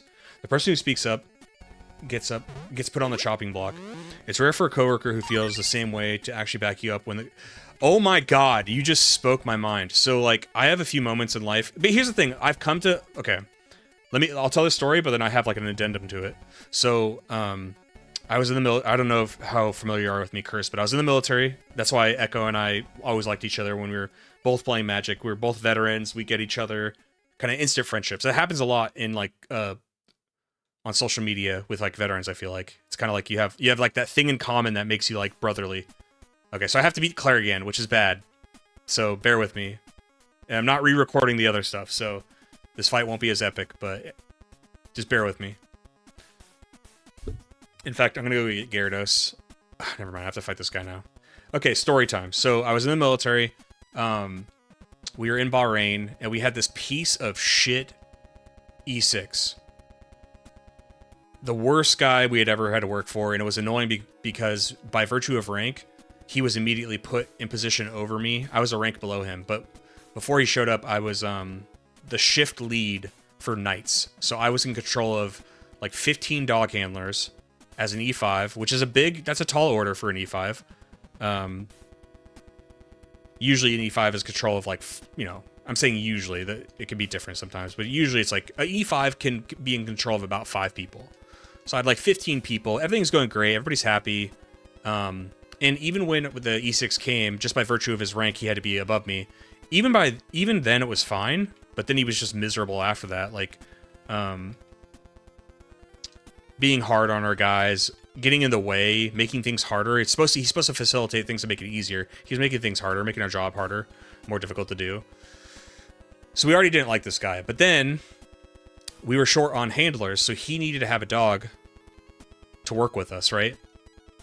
And despite everybody coming to me and telling me how miserable this guy made their lives and all stuff like that, so he leaves a dog in the car in the hot of Bahrain. So a dog could have died. Luckily, we had a handler who did his job, and when he was doing a kennel check, he noticed a dog missing, and nobody knew who this dog was. It happened to be this guy's dog. So we find the dog in a closed, windows-up vehicle, like, and it's overheating. It's in the act of overheating. We had to get it to the vet. The dog survived, but he almost killed our dog. So that gets swept under the rug, and I was like, I'm willing to like go to court-martial over this, over how my behavior I'm about to have in the wake of this. So the guy is like scared and worried he's going to get in trouble for the first day. But then we didn't have an E7. We only had a bunch of E6s. And I called that the council. It was the era of the council. So what the council decided, because they were all E6s, they didn't want our name out in the public of the rest of the command. They decided to sweep under the rug the incident. And I'm just losing my mind. I'm like, you're fucking out of your mind. So they're kind of coming down on me and threatening me, like, well, we're going to make your life difficult if you don't go along with this. And I'm like, I'm not doing that. So they sweep it under the rug. The next day, that guy who left the dog in the car comes back to work, and we're doing this big powwow, and he has the audacity to start acting like an asshole to people again, like as if it never happened. And I interrupt him, and I'm like, you're going to act like you're going to act like yesterday didn't just happen? And everybody's silent. And it was a moment where, like, I'm thinking people are going to back me up, because every day they're coming up to me saying, like, oh my God, something needs to be done about this. This is awful. This is bad. And even before the dog thing, just like he's being horrible to people. And everybody stood there and didn't say a fucking word. And it was like, we were in a position of power, because what is he going to do? He's going to go to leadership above us and say, hey, this guy's really mad that I left the dog in a hot vehicle. Like, we could have said anything the fuck we wanted to this guy. Like, but nobody said shit, and everybody just stood there, like, looking at the ground, all quiet. And I was like, it made me, like, furious, because it was like, so you guys aren't going to stand up for this, even though you know it's the right thing to do. And for years that bugged me. And like, when I was still in Bahrain, the rest of the time I was there, I was like, I didn't trust anybody. Anytime anybody came up to complain about somebody to me, I'm like, don't talk to me. I'm like, you're not just going to sit and bitch and moan about somebody all day and you're never going to do anything about it. Like, I'm not that guy. I don't want to hear it, you know? Years later, I look back on that and I'm like, there's people with families. There's people who they just don't have it in them to want to do that and to put themselves in that position. And I get it. It still sucks. It still hurts. But I look back on that and I'm like, I don't know everybody's little situation, you know? Not everybody has the same convictions of you, and you don't need to, not everybody needs to, like, champion every cause.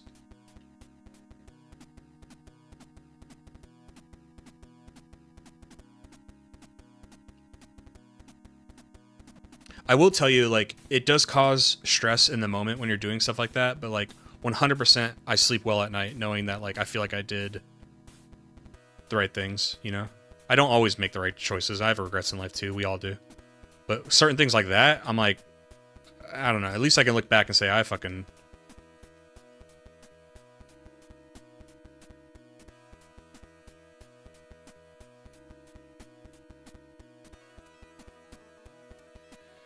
You know.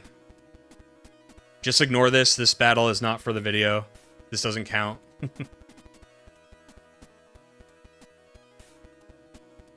Oh, yes. They get a free hyper beam, I think. No, they still have to recharge. Okay.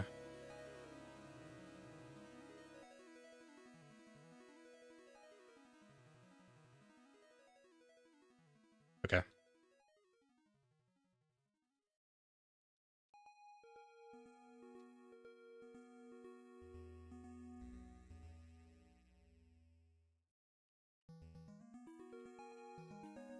I get it too.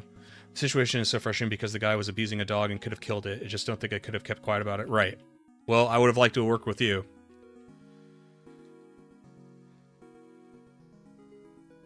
You know, it's funny, like, years later, that not the same thing. It wasn't, the dog probably wasn't going to die, but we had a guy leave a dog in his room while he got drunk and passed out at his girlfriend's room.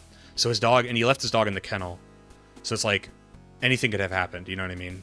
And we all didn't like this guy either. But this was a whole different situation, and admittedly not nearly as dangerous. But again, it was a situation where that got swept under the rug, and I'm like, there's things that, like, here's what I'm willing to sweep under the rug is, like, if somebody is driving a government vehicle, they're a great worker, right? And maybe this has happened before. They're a great worker. Something happens in a government vehicle. Maybe they, like, swipe a curb a little bit. It wasn't negligence, but maybe they're not good in a big duty van or something. I'm okay. Look, it's a fucking government. Like, they're wasting money on everything. Every second of your life, the U.S. government's wasting money on some bullshit. So it's like, I'm not very principled on like, hey, let's help our guy out. Let's cover this up. You know what I mean? Like, hey, he scratched the government vehicle, but like, cool, we'll just go along with it. And when they do a checkup and they say, how'd this scratch happen? Well, I'll go, don't know. I'm willing to do that. Like, I'm not saying I was some big snitch and like stuff like that, but something like with a dog. Yes, I stood on business when it came to dogs, and I was like, no, we're not doing that, or at least I'm not doing that. But even people you watching a stream, people on YouTube, allowing me to kind of work this into a job is good, because I just think I would have ran it, and I'm not even there yet on being successful on YouTube, but I'm going to try really hard at it. And because I get to be my own boss, and I get to take accountability too. Like, when I mess up, I can say, okay, you messed up, this is how you can fix it. If somebody messes up at your job, it's like, you can't fix them. Or if you want to do the right thing and they kind of make your life hell to do it, you're stuck, you know? When you get to be your own boss in something like, maybe you have your own business, maybe you could do a little bit of YouTube, you don't really have to deal with that.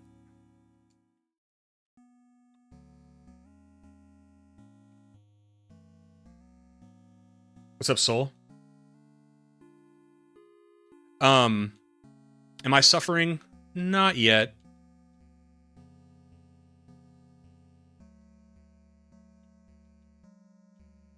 I did have to restart, though. Not restart, I had to load up a save. Because I have to get this Dratini.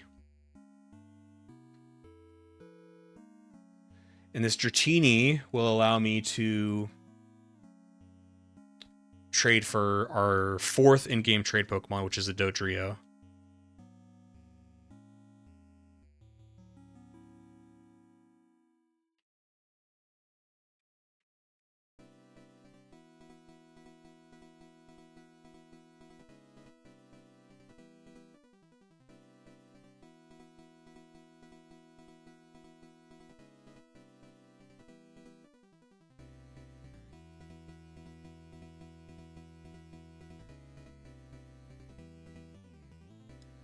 You're right. I guess having a happy medium between the two worlds would be nice. Yeah, I understand. Alright, so let's save.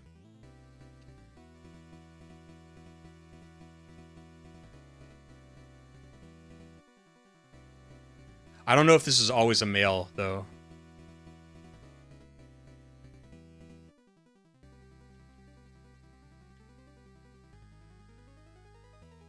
Oh, it's a female, okay. Oh, and I did the right quiz question, so it knows extreme speed. Okay, so we have a Dratini, and we need to train this up to level 30, because it'll evolve into a Dragonair, and then we can trade it for a Dodrio.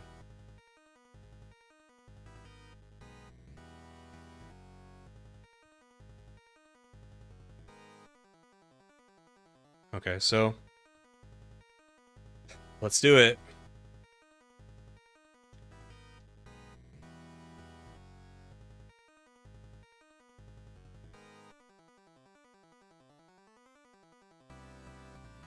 I'm assuming cute cat stories are okay. One of my cats has it timed when I get home from work because he runs to the door and hops up on his hind feet to look out the window as I come to the door. That's cute. Yeah, you can talk about whatever you want, dude. Look, I've got 14 viewers. I'm not gonna be picky about what we're talking about. You can talk about whatever you want.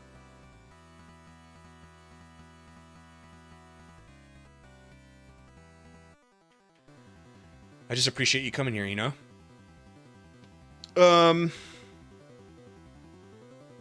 Okay.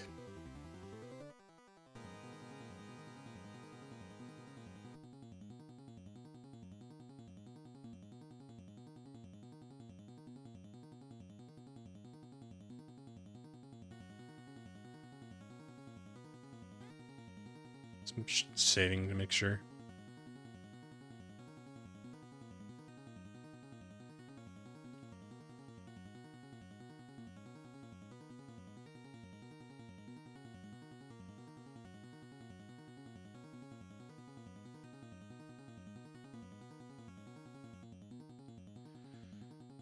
Okay.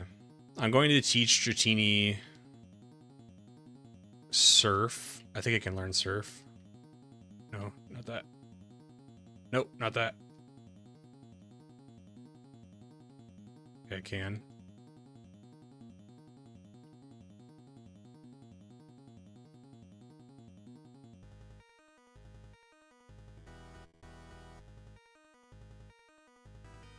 We'll beat up on some of these trainers.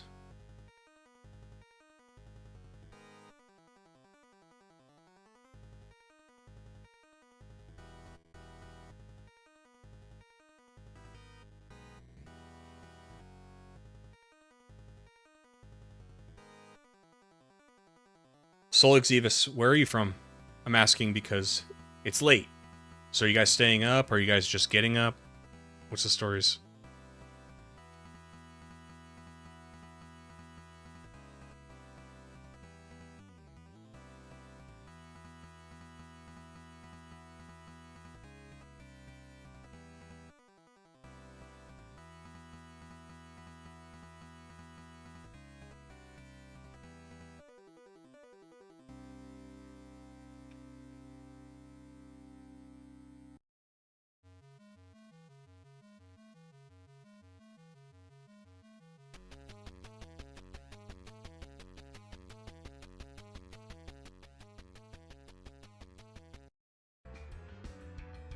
No, not that one.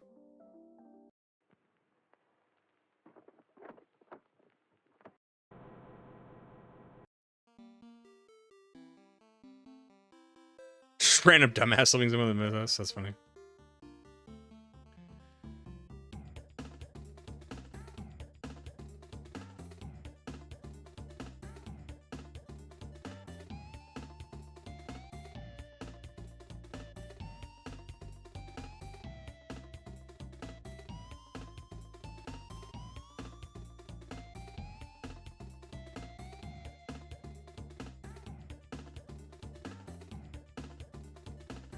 Final Fantasy 14, nice, dude. Speaking of Final Fantasy, I'm debating what to do after this video. Could play Final Fantasy 3 or do a Fallout video. I kind of want to do the do Fallout as a pyromaniac, and half the reason I want to show you guys the thumbnail. Sometimes I make thumbnails long before the video, and they can change after I, actually make the video. Maybe something about the context changes, but sometimes I want to make the video just because I like the thumbnail so much. Look at this thumbnail for the Fallout 3 one. It's pretty good.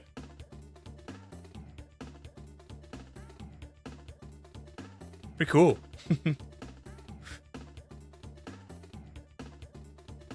Both bangers, yeah. Which ones have you played? I've played exactly 2 as well. I played this one, Donkey Kong Country, and I played Donkey Kong 64. So, Chris, have you ever done a critique of Fallout 76? I recall you had strong opinions about it before, but I forgot if that's the case. My opinions were largely based on when it first came out. First of all, how you doing, Chris? It was largely when it first came out, and just go on YouTube and watch the Fall of 76 by the Internet Historian, and that should that's about my opinion of the game. I hear it's a lot different now, and actually I bought Fallout 76 for both me and Eugenia because it was $5 on sale, so I bought her and I both Fallout 76, but no other DLCs or anything. I'm like, we're not going to do any of that until we actually play for a little bit and see if we like it, but I don't know when we're going to play. Just working, lurking, nice. What do you do for work now? In Bonanza, okay.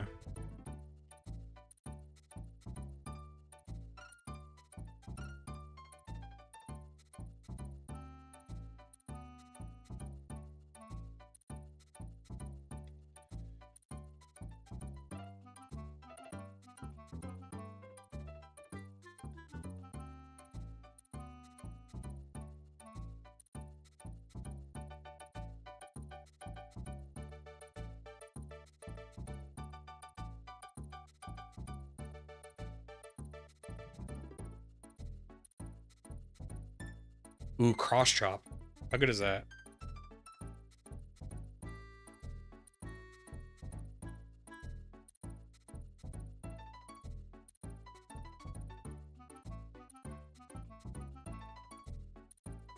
Oh my god, cross chop is 80 or 100 power, 80 accuracy. Yeah, we're learning that.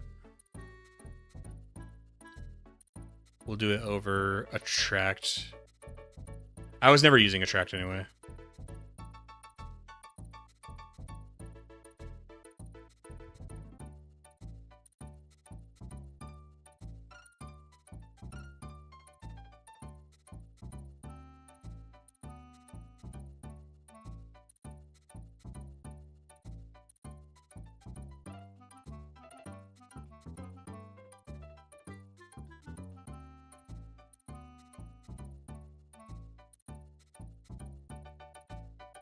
As a Bethesda critic, Fallout 76 was the funniest thing to observe from the outside. It was like a Pandora's box of the horrible corporate decisions.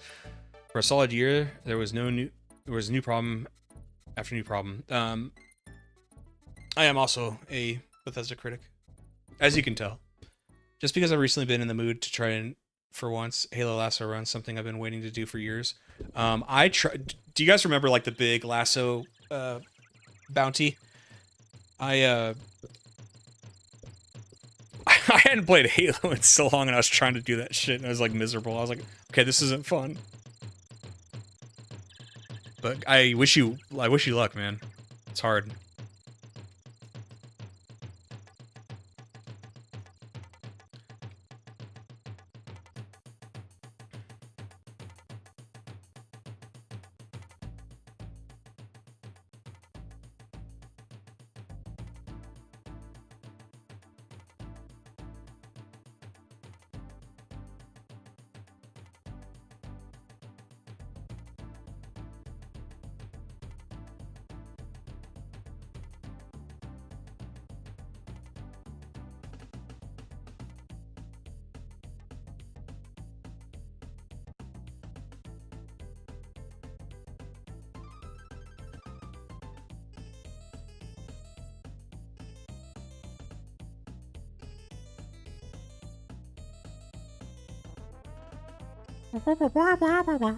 Mm.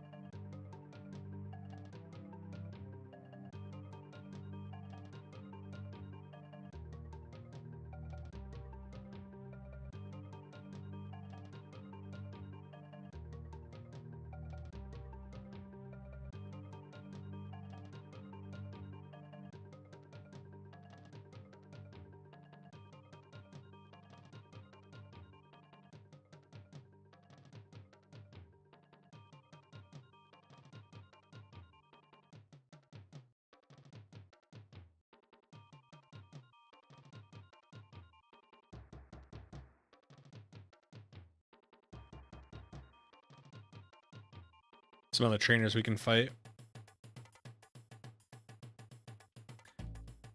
I foolishly never picked up Fly from Chuck's wife, so I might need to have to go back and get that.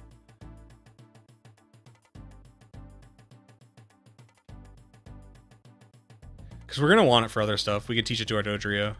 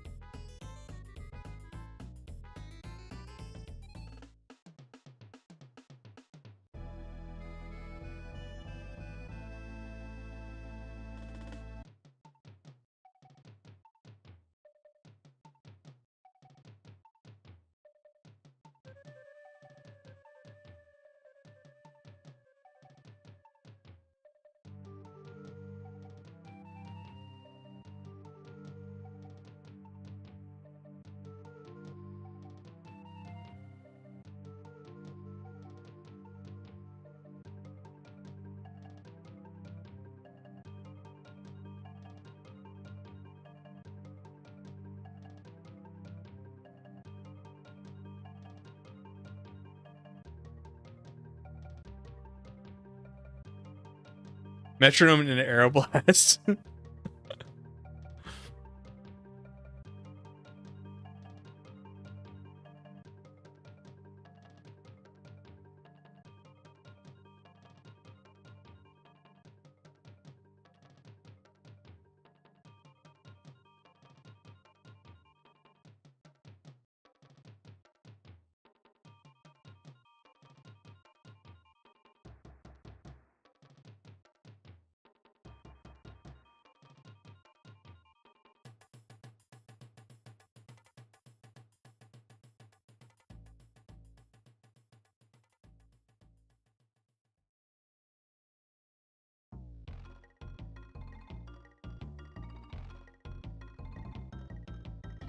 I love when Metronome and Prox moves like that.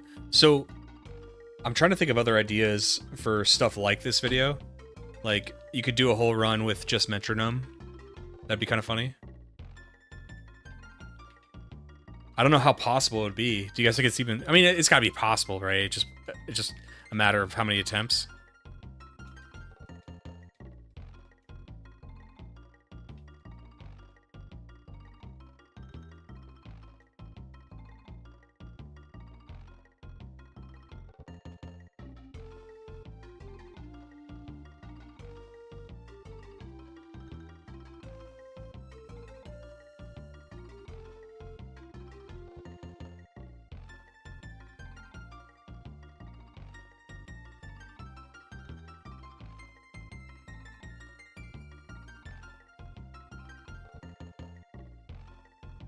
Who's your god now?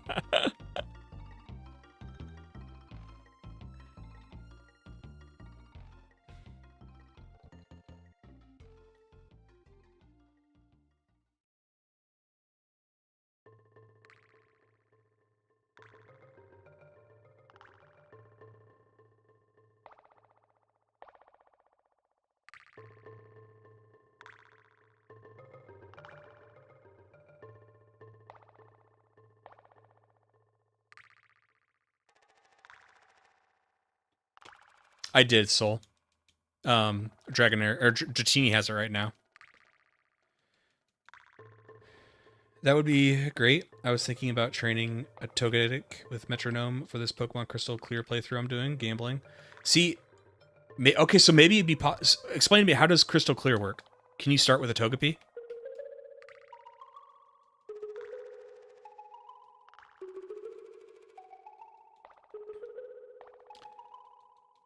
Because we might be cooking. We might be cooking if I can start with a Togepi.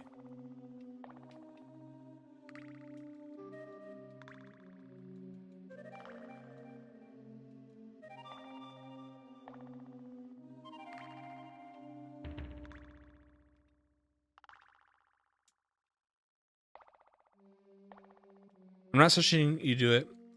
I know you're not a fan. However, I've been trying to the idea of an unknown run. I just need to figure out a funny 6-letter word with it. Sorry, there's...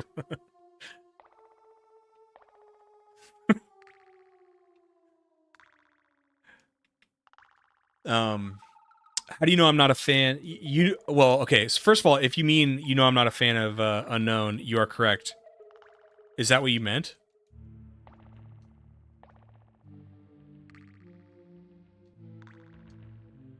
I think you can start with a Togepi, actually.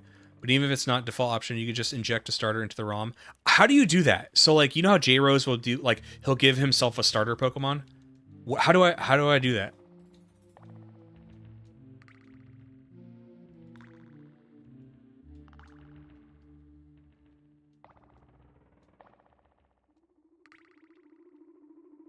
Okay, so Explosion is stronger than... I'm assuming it's stronger because he learns it later. Let's go to Electrode.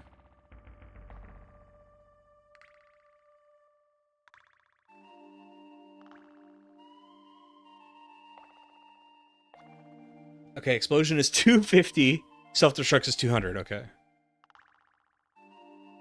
So...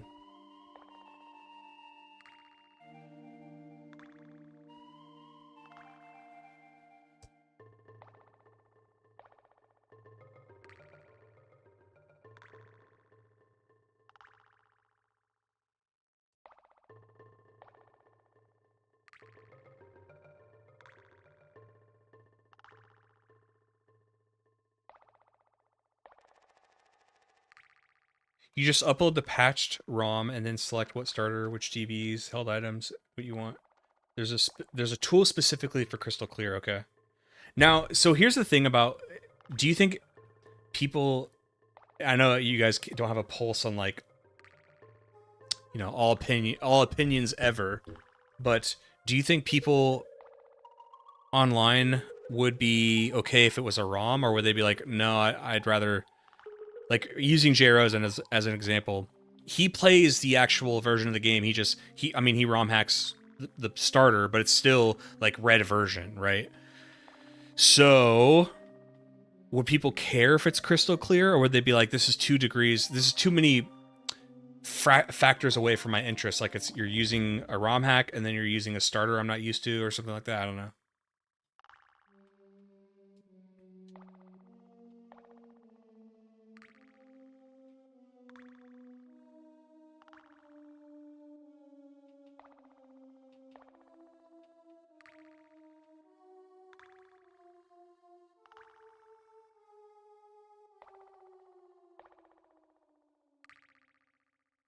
I got you, Phantom.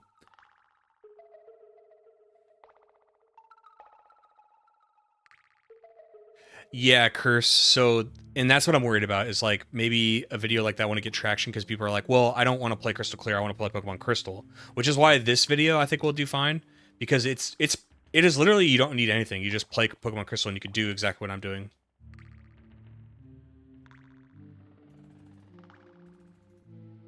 I think Jaros uses the Game Shark to get his custom starters. Ah, okay. I've been trying to figure out how to do that. The thing is, I don't want to do what he does. I like stuff like this, where it's like finding different ways to play the original games. That's pretty fun for me.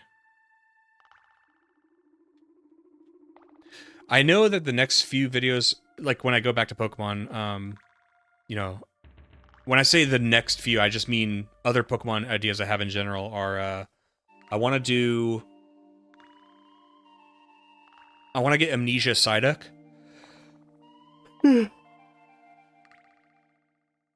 And I want to get it on my original hardware and everything.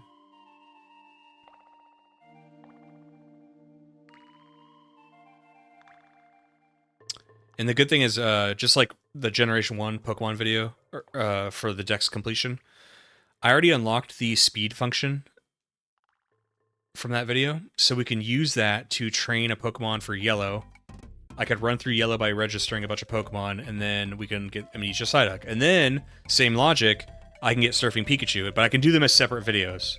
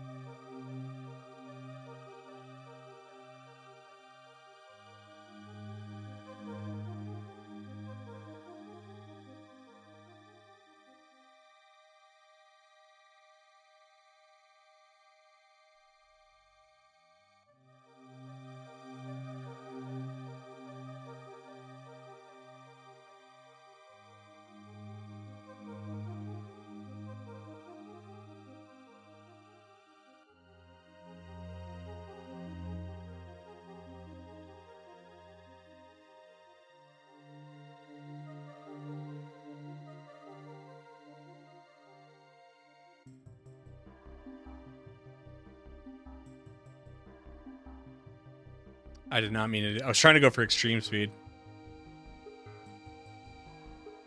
You can play with a copy of another game to get Togepi, then trade your starter with it, and second trading becomes available.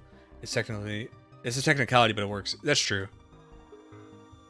I mean, look, for that video, if I were to do like a metronome thing, I would just do the Game Shark, whatever, however, like J-Rose does it, just inject it. I would just do that.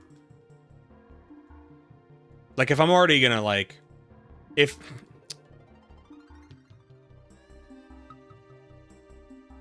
I know I mentioned earlier that, like, people would want to see how it was done in the base game, but I think that's fine. That's, like... If the point is just to do the metronome thing, I think it's fine.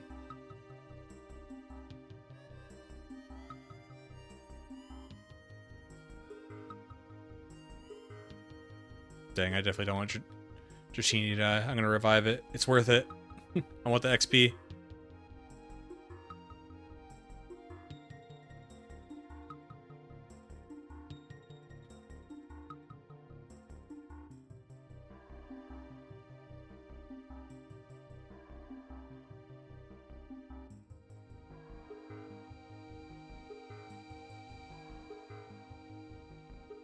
I'm surprised I didn't kill.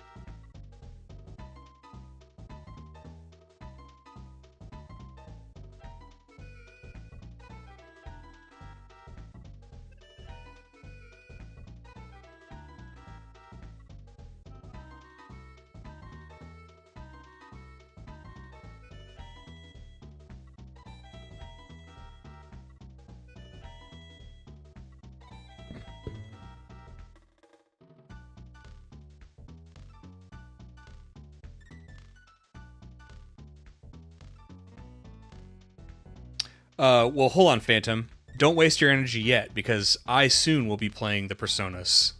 How soon? I don't know, but... The thing is, the Phantom, the only thing is, I don't know if I would stream that playthrough, because for certain RPGs like this, I think it's actually more entertaining to stream, for me. Games, like bigger RPGs, especially ones I haven't played before, I feel like I want to have, like, my moment with it. I think I'll be able to write better like that. But I can't deny that some of you guys that know your stuff about these games add a lot more information or help accelerate my learning of the game so much that I can, like, play proficiently. So I'm tempted to stream it, but I don't know.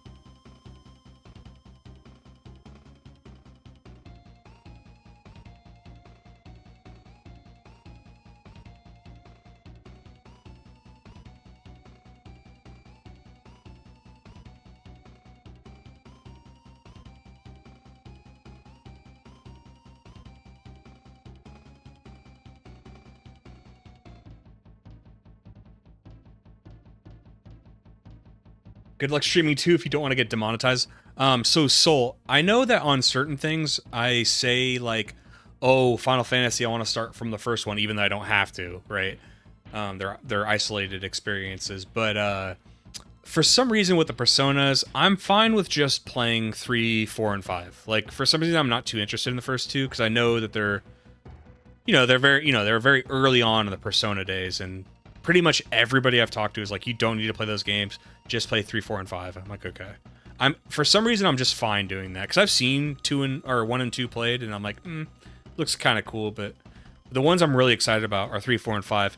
Mostly because their soundtracks are so damn good. I've been listening to the Persona music for probably 8 years, even on my workout playlist, and still have not beat the games.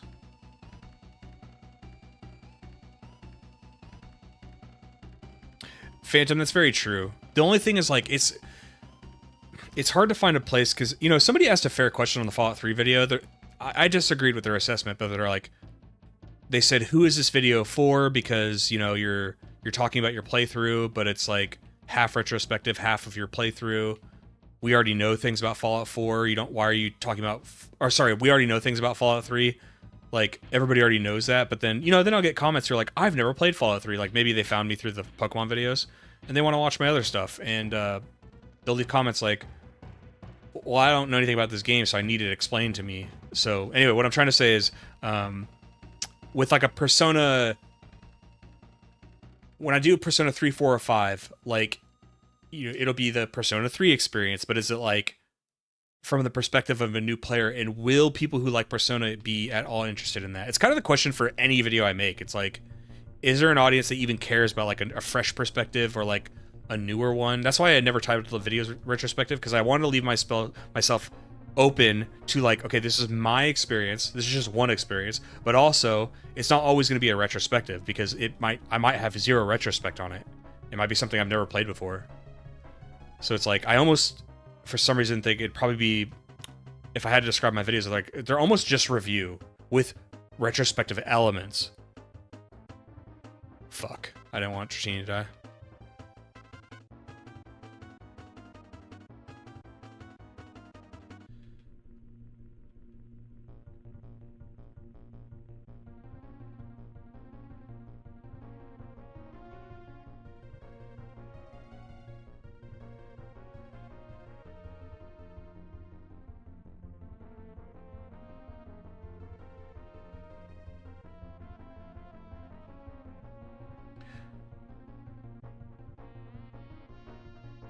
It started off as a spin-off of SMT. I knew that part, but I didn't know it like fully got the reins of itself until 3.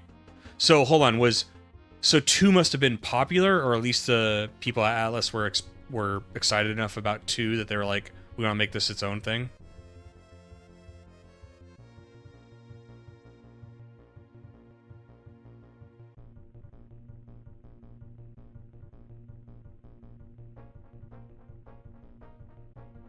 Gosh.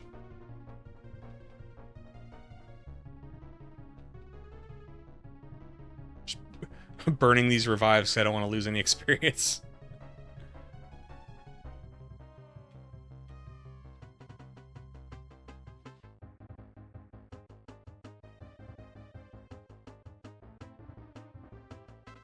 I disagree with the comment sentiments.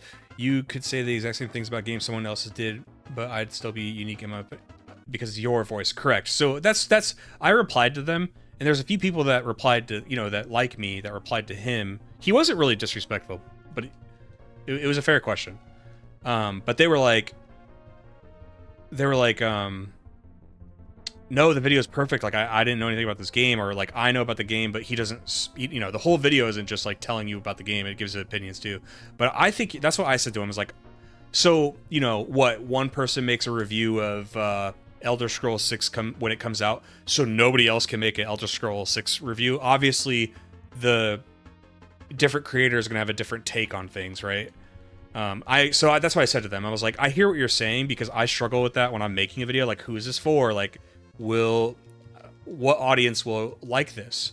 But I came to the same conclusion as you. It's like, what? So I could just never make a video on a game because it's been out for 10 years or 20 years or 30 years. It's like, And then you see people all the time going back and playing old games. So it's like, I'm just going to stay the course. Sometimes it'll be a game I'm very familiar with, and you just explain that in the video. Like, I've been playing this game forever.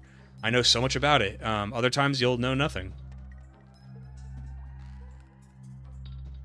The internet has a ton of videos about OT, but it only has a single video of your perspective on OT, and that justifies it. I completely agree with you. I couldn't have said it better myself.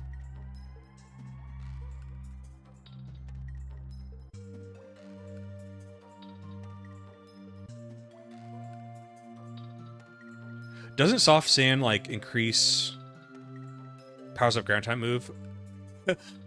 Ironically, Onyx doesn't know. I think it knows Mud Slap. I don't even have a ground type move.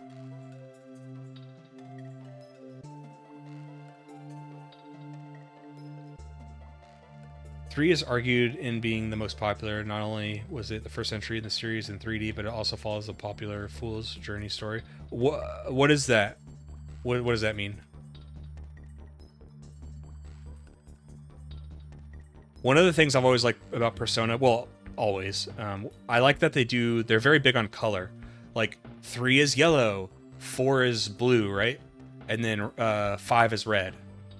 Do I have that right?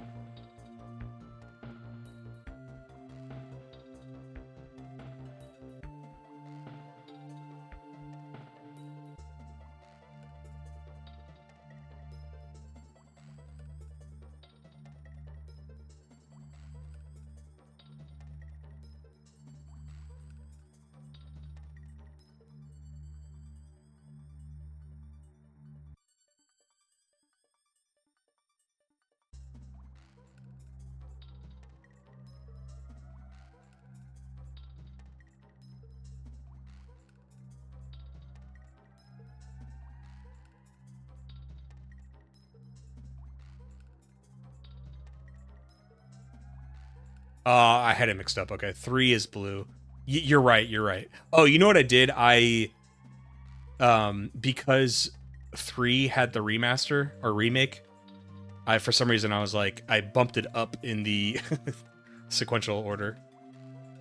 The tarot and a lot of storytelling, you, the main protagonist, is the fool. The number 0, meaning you have the most potential in the world. Ah.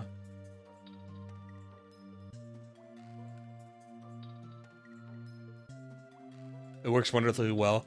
I wonder what Persona 6 color will be. I have a feeling it'll be green. Unless, I don't know what does Persona 1 and 2 have colors? Or did that start with, like, 3?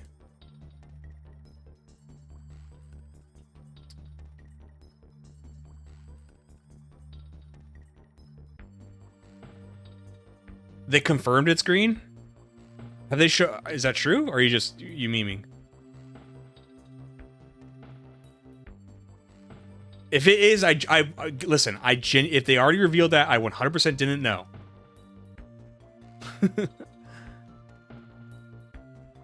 I want to do a fake prediction like that, I swear. Persona 1 is purple, and 2 is also red, but mixed with black.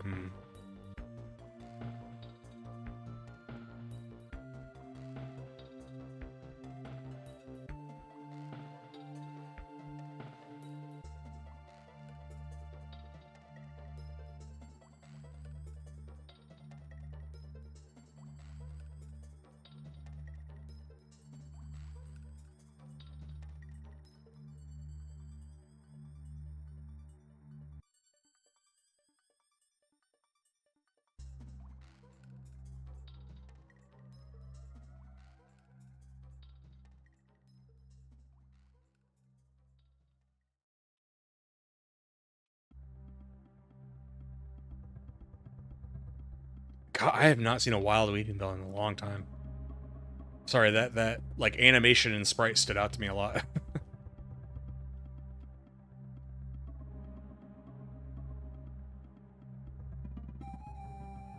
Atlas confirmed when they They confirmed they started development. Oh, okay. Okay, I did not know that. Like I said, I barely even played the games, let alone follow like development or anything like that. So so like a long time ago, how did they say it was green? Like how do they confirm that?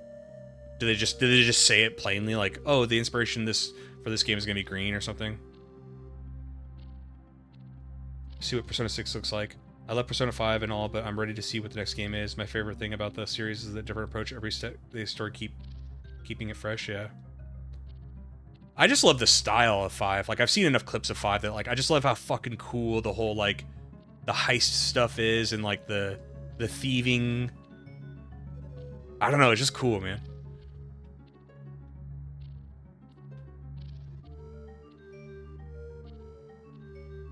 And the music is great.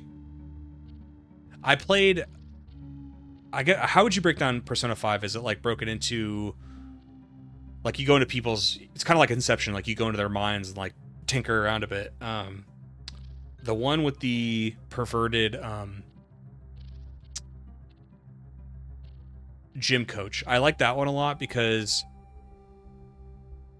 Persona's tapping into something that's like, even okay, so you don't need to have had that experience to appreciate what the story's trying to say, but like I knew like a very perverted gym coach when I was in high school that would like hit on he like hooked up with the girls in my grade when we were like 16, you know. And it's I lived in a time where it was just like in the mid 2000s it was still a thing where like nobody would say anything, everybody would just like hush hush about it, like even though it was like an open secret. And it always bothered me and grossed me out, you know. And so I really identified with that story a lot when I was playing through that. And I just love that. Again, you don't need to have experienced that because like you can still appreciate the story. Like I think the other one was the guy who gets credit taken from him from the painting, like doing the paintings and stuff. I've never had that happen to me, but I can still appreciate what is being said. But there's like a heightened level to it when you have experienced those things. It's interesting. Without giving spoilers of context, 3 is Memento Mori, 4 is Revealing Accepting the Truth, and 5 is Rebellion. It's hard to explain Persona without giving out spoilers. Okay. So other than 3, I actually know quite a bit about 5. Sorry, let me take that back. I don't know quite a bit about 5. I only know the first like 10 hours. Because I played it and then I got distracted. It's not that I didn't like it, but I got busy at work and I'm weird with RPGs. If I'm in like a mode when I play video games and I have to just keep playing until I finish. And if I don't, I can't go back and like pick it up again. Now I can with a game like Balatro, but I mean for like an RPG, I have to be in the pocket of who I am, what my character is, or who my character is. I have to like be in the pocket. And especially with my moves and skills, I'll forget like what my character was good at when I come back, and I just have the feeling of restarting. So that happened with Persona 5. I was playing, I was in the pocket, I got busy at work and started, you know, worked a lot, slept a lot, couldn't play video games. Came back and I was like, I'll restart sometime in the future. You guys like that at all?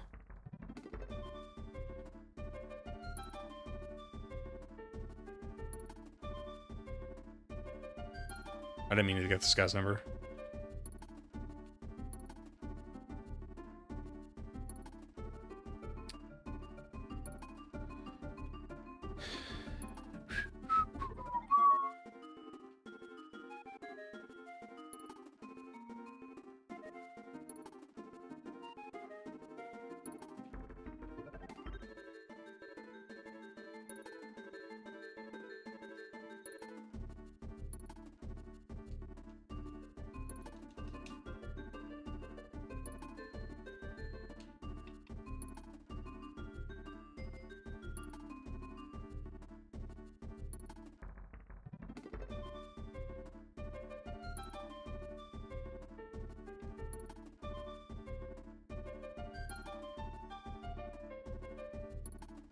I'm gonna try and catch this knocked out. I have a flyer. So I can get the Blackthorn. Just need to train up a little bit more. Nice. Perry Teacher is a hell of a first villain. If you haven't seen a teacher like that, you could at least easily imagine one like that and made it feel so real. Yeah. You know exactly what I'm talking about. Anybody could be like grossed out by a guy like him. But the fact that I had like seen that in my life, I was like, oh my god, like I feel like I've lived this. Like not from the perspective of a girl who was a victim to that, but like from the just even just like witnessing and being grossed out by it, and like, you know, you're a young boy, and like you're seeing girls your age, like you're hearing that they're hooking up with like a 40-year-old man that's supposed to be a teacher, and you're just like grossed out. Like, you know it's wrong even then, you know?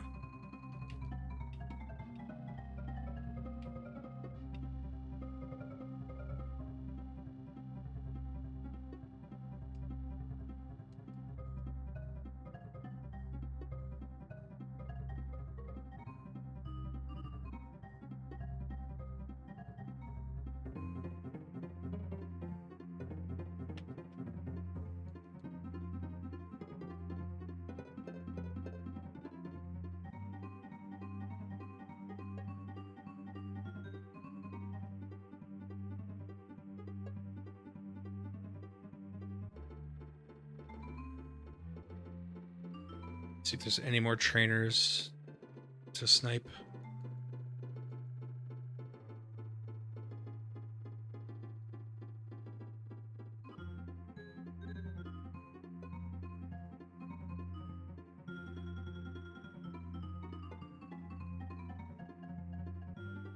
Yeah, exactly, Phantom. Glad I'm not the only one.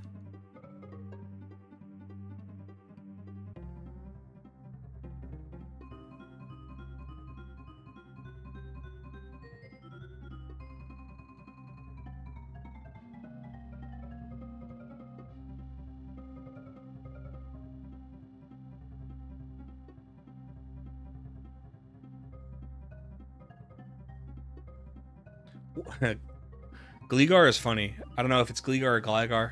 Whichever is the wrong way to say it. Apparently I said it the wrong way in my Gen 2 video. And I remember it because it was one of the first times someone left like a really mean comment. And they were like, basically my transgression was saying like Gligar instead of Gligar, by the way. That was the terrorist act that I imposed upon their ears. But they were so mean. They're just like, you're pathetic. You're never gonna like stop making videos. I was just, Jesus Christ, over Gligar.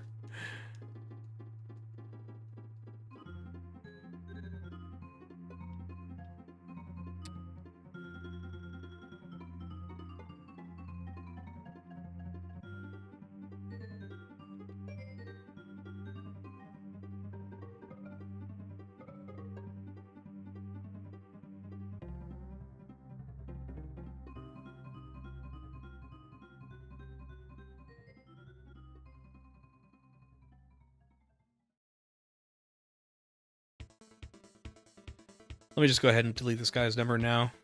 I know he's gonna bug me the rest of the fucking game.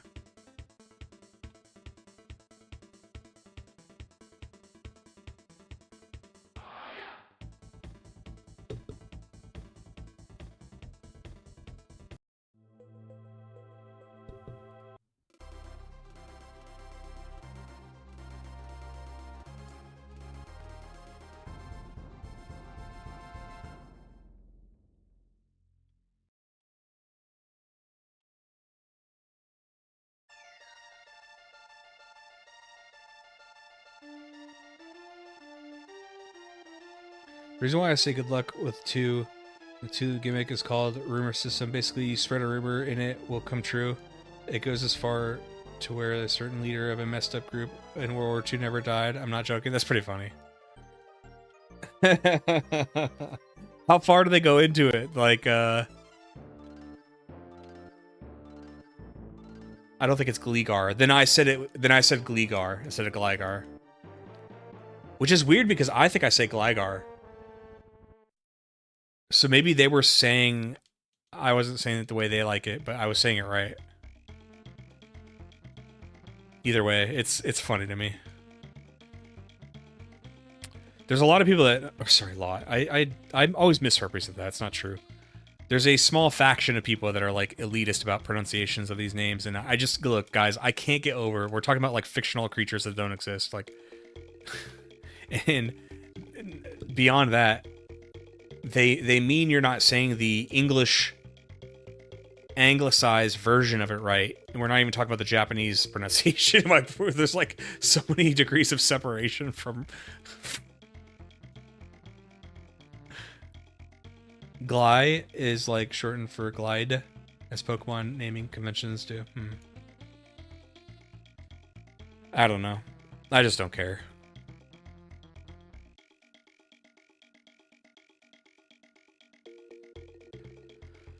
Some criticisms are really good. Like maybe somebody's like, hey, you have a lot of plosives in your mic, you need to improve that. That's good criticism, but the one that's hard for me to ever care about is the pronunciations. Like, I don't care. I'm fine.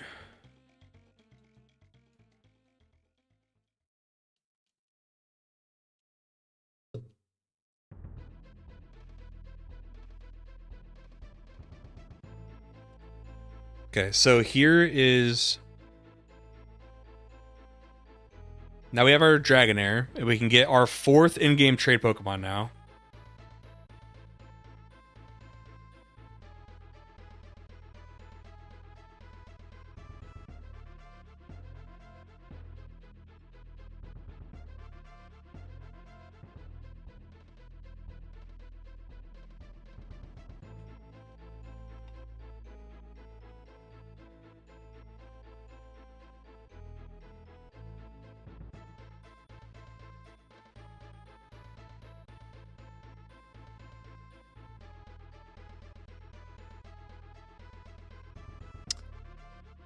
I just fucked up really bad.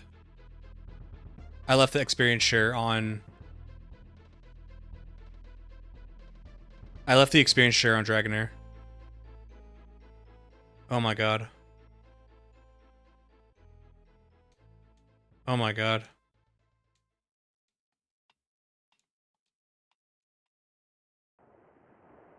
Oh my god. That just happened.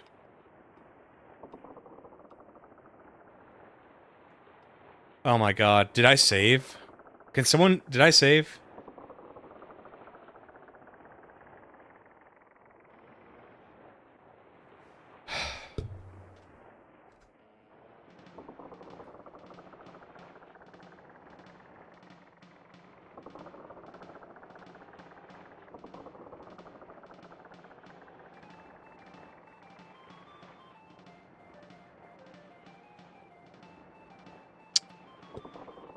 This isn't good.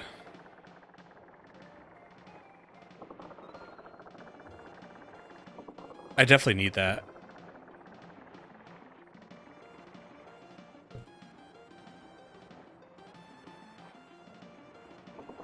Let's see how far back this pushes me.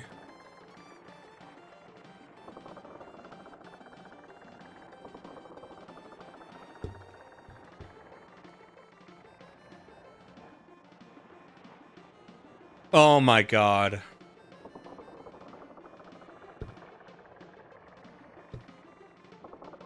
Alright, guys.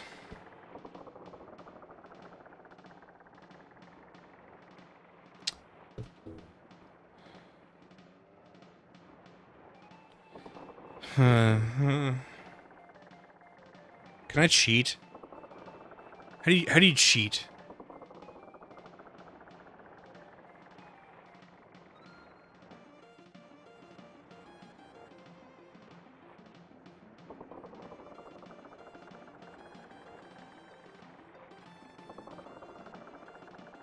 I did so much in that training. Oh my god.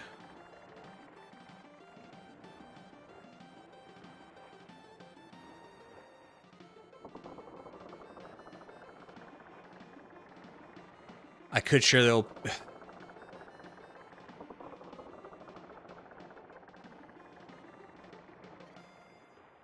This is fun. Alright.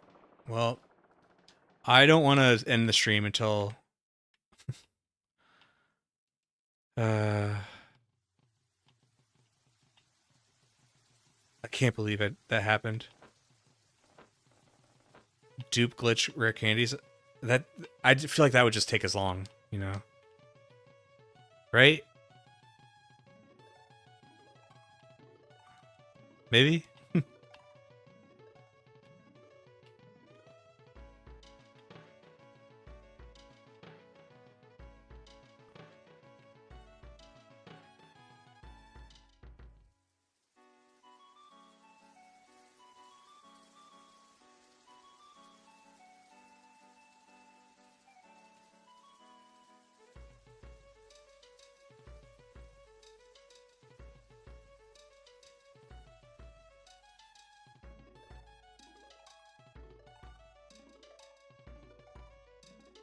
Damn it!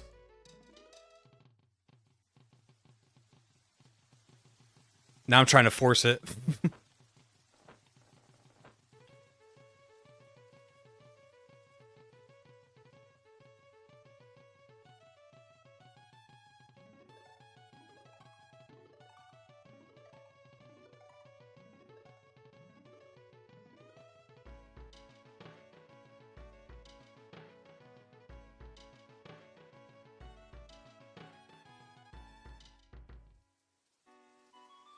Fuck!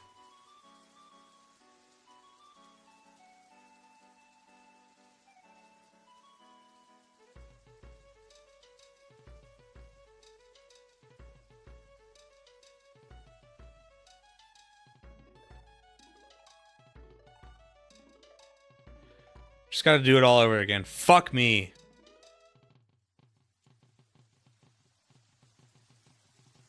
God, did nothing.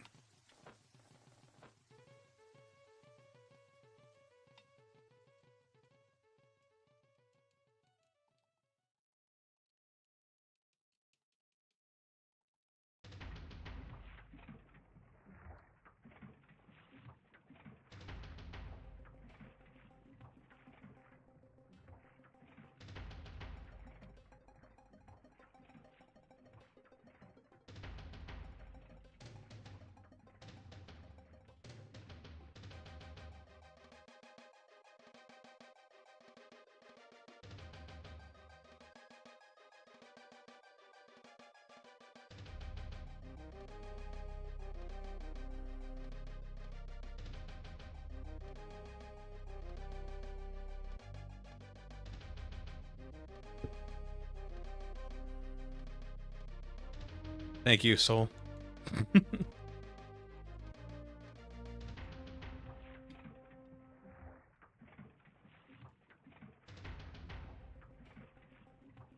Appreciate you being on the ball.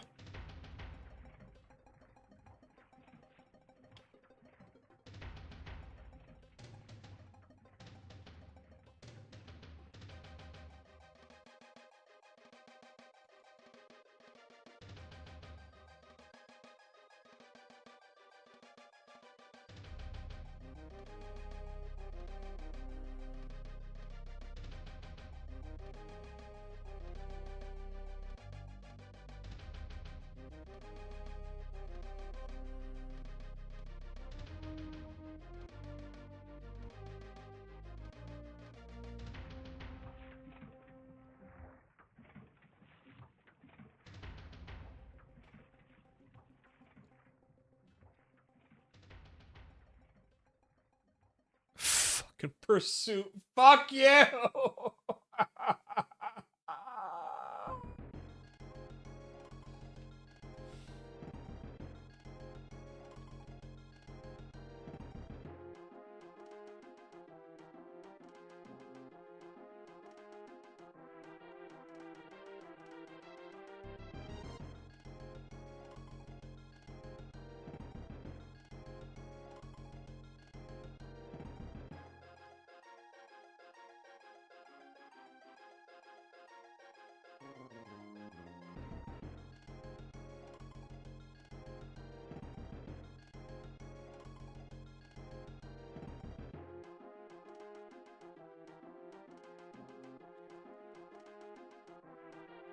Look at it this way: you can script a banger joke from. No, you're right. It literally. Here's the best part about anything streaming, anything content.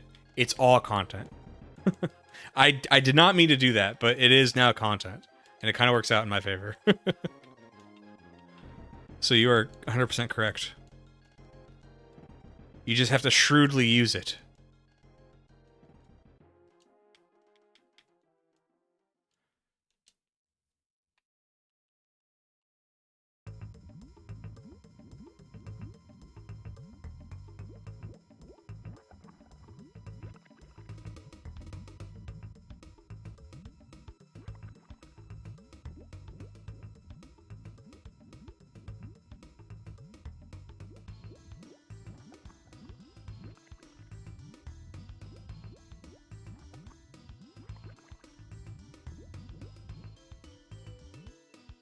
I was hoping I had a weaker potion. I don't want to use a super potion on this, but I know Dratini can solo these ones.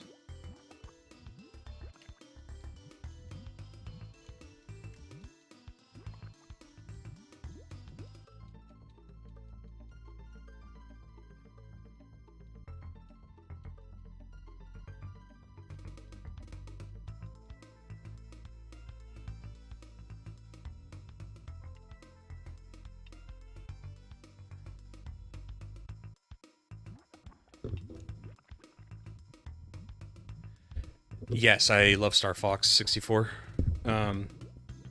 There's a whole era of videos that you guys have never seen. Only like a few people who followed me from like when I had like 50 subs have ever even seen those videos. But I did a video on Star Fox 64. I love it.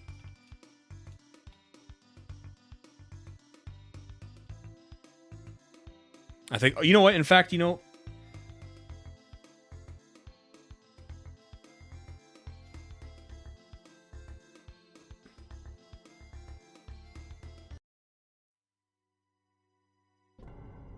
you did this, Phantom.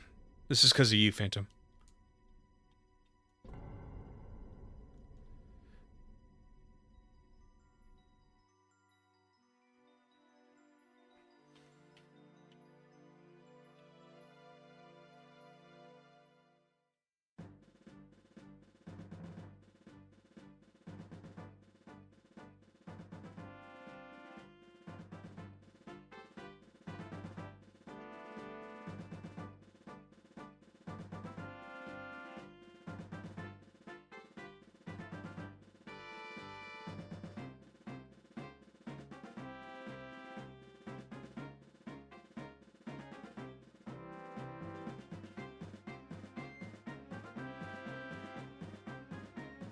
It is not still up, and the reason why is because early on, I used to be on camera, and they were very short videos, like 10, 15 minutes long.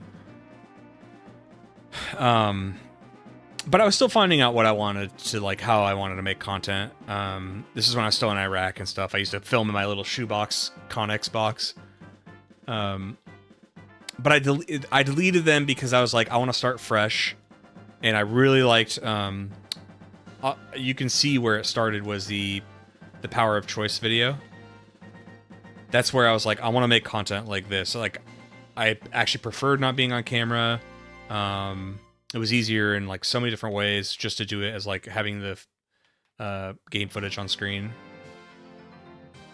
So anyway, and the reason why I deleted them was because I just wanted to start fresh, and I didn't want to have a I mean, I guess I don't really have a great excuse. I won't do that ever again. My buddy who watched my channel from work, he's always been like a big supporter of mine. But he was like, don't ever do that, dude. He's like, because he liked those videos. I did some Fallout videos. I did some Star Fox video, Donkey Kong Country video. He's like, I like those videos a lot. And I was like, sorry, but like, I don't know. My mind gets like that. For example, like, this is how my mind works. If I want to do a video, and I think I have a really good title for it, but I'm a stickler on wanting to have that, like, the framing of my title of such and such experience, because I like, that's me. Like, I didn't invent that naming thing, but I've like built videos off of that, is what I'm trying to say. It's like what I am using.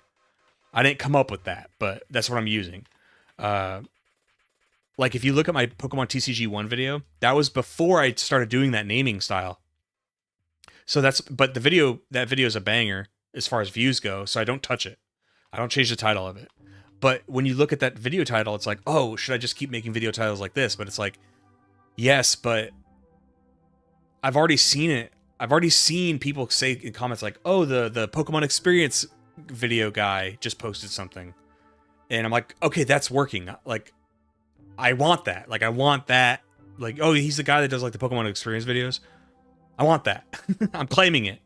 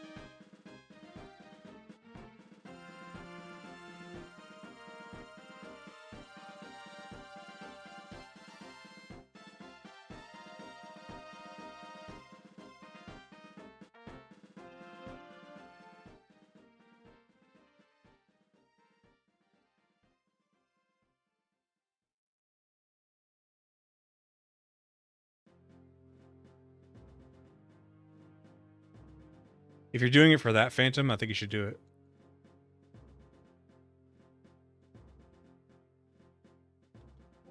From the get-go, in a, I have to say, a pure way, I did want some degree of success because I wanted to do it like for a job. So therefore you need to have some degree of success monetarily. But to this day, I have not sacrificed. I've never done a video on a game I didn't want to play or I didn't want to talk about. It's just that sometimes it lines up better with timing of maybe like a show is out or something like that. But it's like, if I ever upload something, it's because I want to. But if you're doing it because of you and you don't really care about success, if you truly mean that, you got to ask yourself, do I genuinely not care how this video like algorithmically is received? If you genuinely do not care, then I actually think you should do it. Because you'll never be disappointed. But don't say, you know, I don't really care if it does well, and then you get like 30 views and you're like, oh man, it's like, well, you shouldn't care. And I think like if you genuinely doing it for yourself and it'll make you happy, then do it. You just make dumb vids with your friends. Yeah, but like you're not like, you're just doing it for fun, right? Just like having fun. There you go. Exactly. Here's what I'll give YouTube. It still is the place where you can just upload dumb videos of you and your friends, and it's fine. Like, it's just for you guys, you know? And I like that there's a place you can still do that. I don't know if it's going to be like that forever. I feel like eventually YouTube's going to be like, yeah, we're not going to pay for all this data. If you're not pulling numbers, we don't want you. Main thing for keeping me do it, I don't really have a central or core theme of the channel similar to the X experience. I just do whatever topic caught my interest. So you could still do a channel like that though. They could be general reviews, or they could be a topic. Like say you want to say something about Persona, just make the title, "This is how I feel about such and such Persona," or like the problem with such and such character in Persona 3. You know, like you could just do that. The reason why, like, people have asked me before, like, hey, you should do like a whole video just on Mewtwo. I'd like to see your perspective on Mewtwo. It's like, I'm not really interested in that because long before YouTube, there's been a massive, endless list of games I wanted to play or replay, right? I want to play through these games because that's fun to me. That's what I like talking about. So becoming like a topic-based channel is not really like what I want, even though it might like do well. I've got 25,000 or 20. How many? I don't know how many subscribers I have, but it's like 25,000 or something. So I'm not like there yet, but I'm doing well enough where I can make content about what I want. I'm paying my bills. So that gives me that degree of freedom. That's like, if I was hemorrhaging money or if I was losing money every month, I planned for that and I have a war chest for that. But if it went on long enough, I mean, like, it's not sustainable. But anyway, what I'm trying to say is, like, because I am actually covering my expenses and stuff, that alleviates so much pressure for me, and I can, like, make the content I want to make. And I think that's where, like, you're gonna shine best, is if you're doing exactly what you want to do. Like when you said you didn't really care about like how the video is perceived, you just do it for yourself. That's the best way to do it. You can't ever be disappointed. Now, if you're like me and you're like, no, I have aspirations of turning this into something bigger, then yeah, you have to think about certain things. Like, I thought about the experience stuff actually after I started posting videos. Like, because I wanted some kind of centralized thing where, like, you read the title and it, like,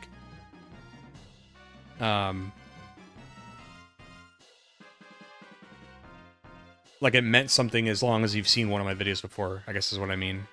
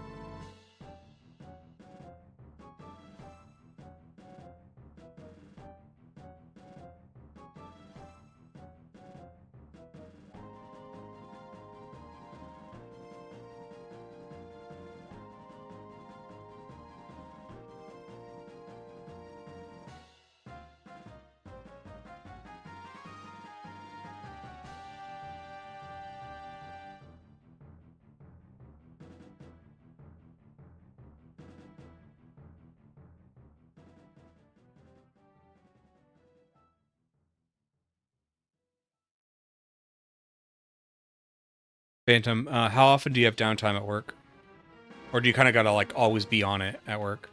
Like, is there ever just dead time where you just, like, sit on your phone doing something?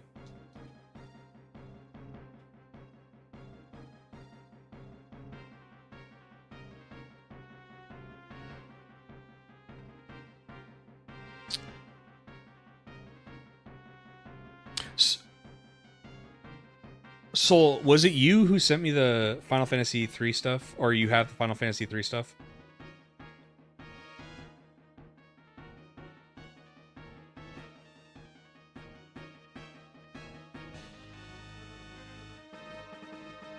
I think that is you in the Discord.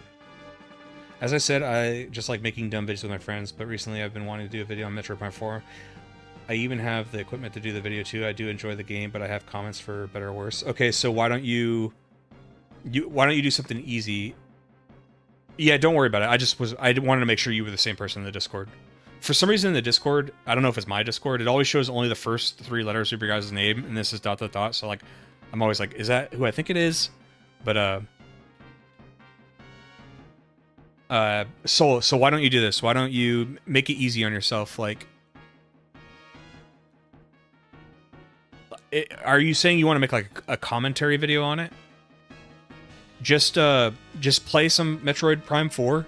Maybe if you want to make it really easy on yourself, you could just get like 30 minutes of gameplay footage and then just like write a script and do your thing, right? And in the background video doesn't even have to like apply to what you're saying, because once somebody realizes that the background music is, or the background video is just background video, they're not going to care like what's on screen. They just want to hear you.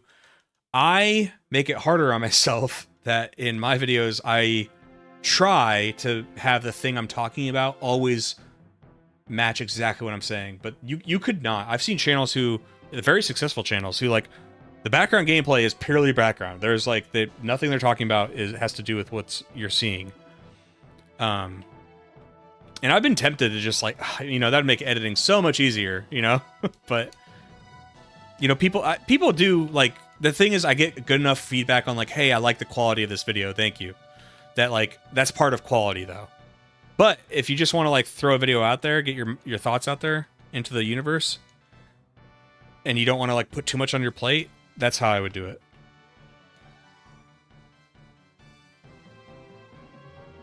It varies. If I have time and get stuff done, no minds if I'm on my phone, as long as it's not like aggressively apparent. Right. Okay. Well, in those moments, like, I understand you want a mental break from work sometimes, so if this is not how you'd like to write, I understand. And what I mean is, like, you don't have to turn work into more work on your free time, if you're putting pressure on yourself to, like, write for YouTube or something like that. But if you're feeling motivated, if you were thinking about something at work today about a video game, and you go, oh, that's a good idea, or like, man, I want to talk about that. Either write the idea down on your phone in a notepad, or literally write the script when you're on a break. Like, go into Google Docs, put the app on your phone, go into your Word document, and just like start typing away. Or at least if you don't have time to like type everything right there at work, or a good chunk of it, then just write the bullets for your ideas. And then when you get off work, you're like, oh, yeah, I thought about that, and I want to talk about that. Your effort in keeping seen on screen relevant to what you're discussing is very appreciated. Thank you. Yeah, that's the thing, is like, when I say I've been tempted, I'm not going to do it, because people have been very kind, and they'll say like, no, I appreciate the quality of the video, great job, and stuff like that. So it makes me like, okay, people do care, you know. And a lot of when I say like there's been YouTubers who are successful not really doing that, oftentimes I will click and they've been a YouTuber for a long time, so they've already built up an audience. People already just want to hear their voice. They're like, they're fine, you know. The video doesn't need to always be super edited and stuff. If you're newer, you kind of have to do things like that to stand out a bit. It's funny. There's like videos I see that are like super high quality, but they have like 15,000 subscribers or like 20,000 subscribers. And there's people with like 300,000 subscribers, and like they're doing it like YouTube was 15 years ago. Like just gameplay footage, and they're just talking. And I'm like, I'm jealous. I'm jealous.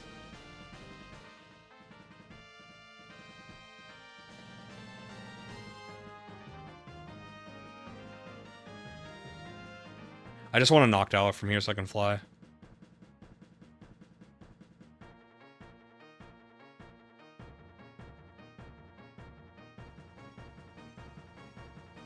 There we go.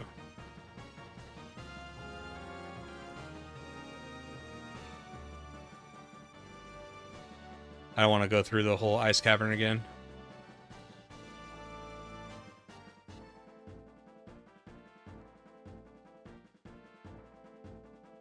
Come on. Get in the... Oh, Noctowl.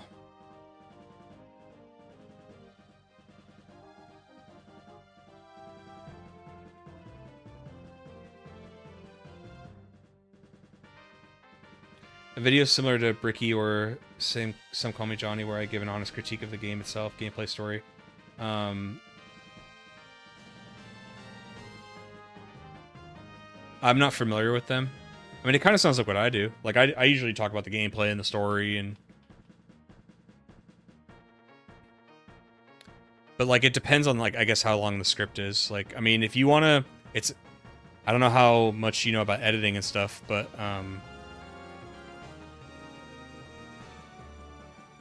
if you want, I don't know. It's up to you.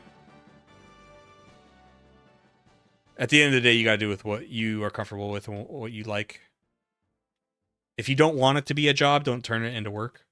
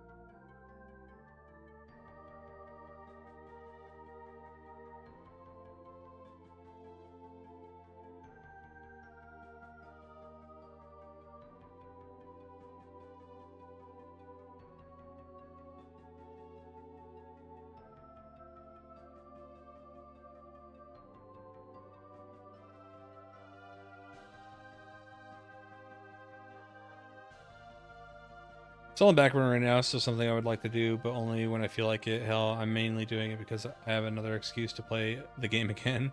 When did... So this is the second stream in a row somebody's brought up Metroid Prime 4.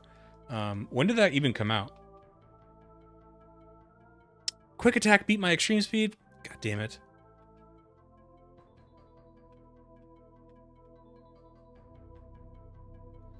I thought my extreme speed was extremely more speedy.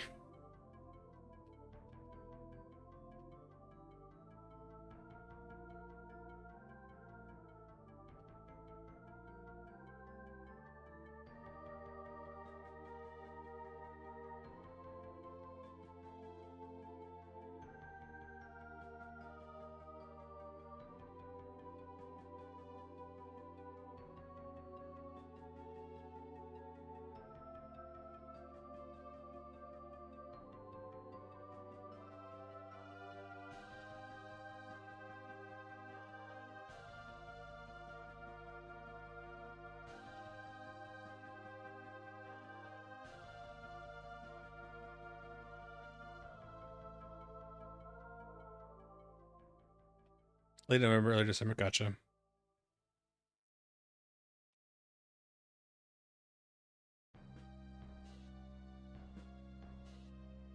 You can only use the mouse control scheme. How has that been?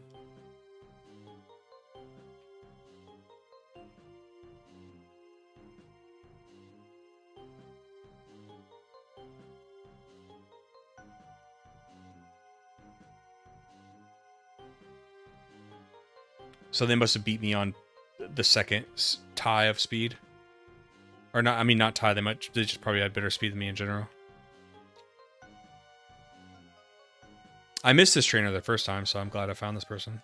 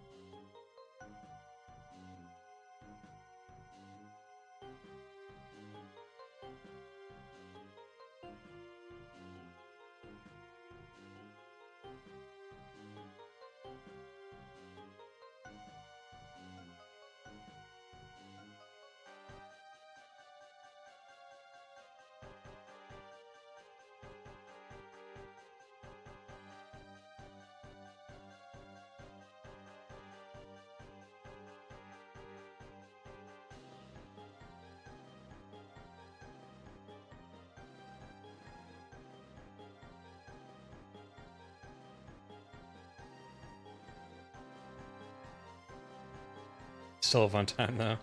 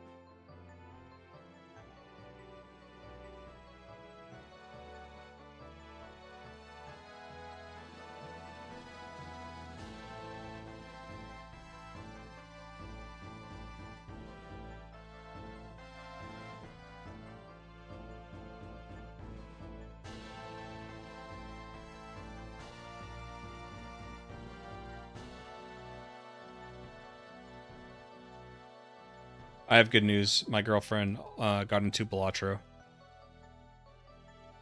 So she's been asking me certain things about it. This is a very positive development in our relationship.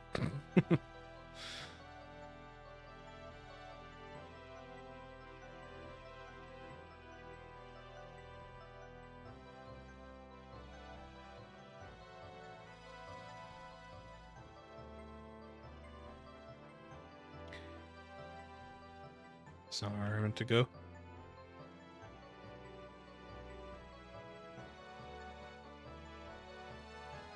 You hear the zone theme? Yep. We're still in the StarCraft or Star Fox. Actually, you know what? Okay, I'm gonna let this finish. But then we're listening to StarCraft OST.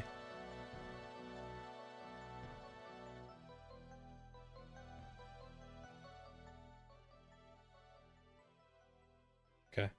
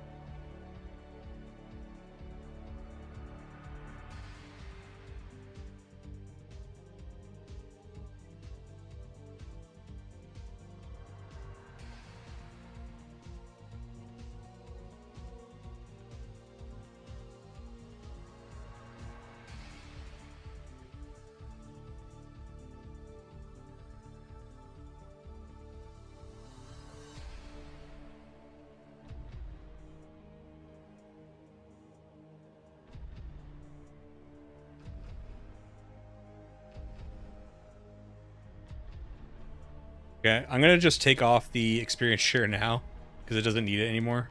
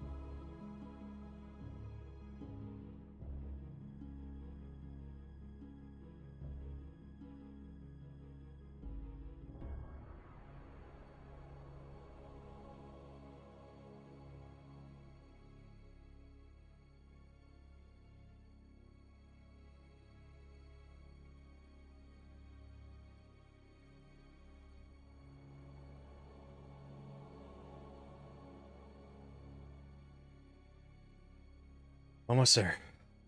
Okay, one more. We took the EXP shirt back. Alright. Get our Dragonair. Now for real this time. Let's go get Doris.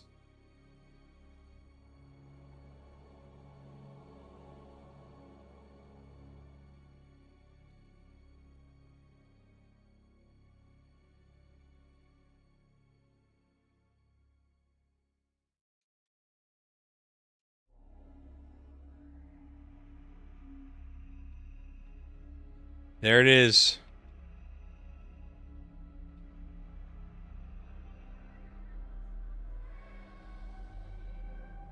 So Doris, normal and flying type. Ooh, it has pursuit. It already has tri attack. What's up, Terran?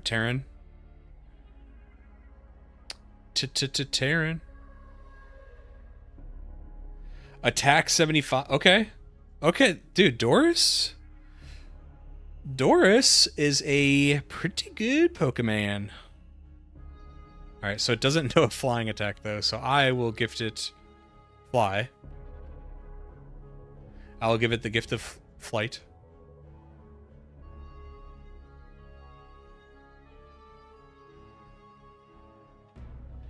Get rid of rage. Alright. Let's go put Noctowl back. We have to hold on to Gyarados because we need to use Waterfall. We will give Doris experience share because it needs some of that.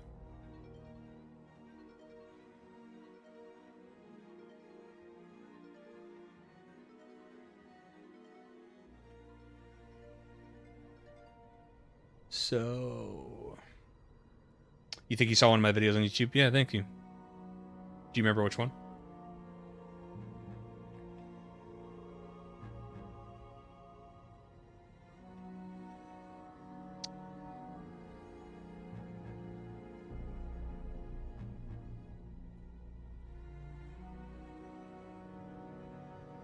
So how does what is tri, like, I know tri-attack is like,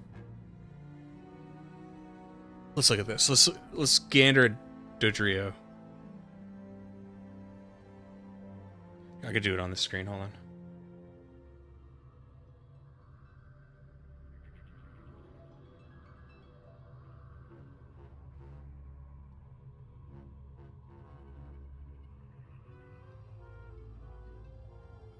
Oh, nice, Taryn. Well, I hope you liked it. Did you just sub to this channel after watching that video, or do you think they just recommended you my streaming channel because you watched that? Okay, so level 38 learns Drill Peck, which is great. It's an improvement from Fly.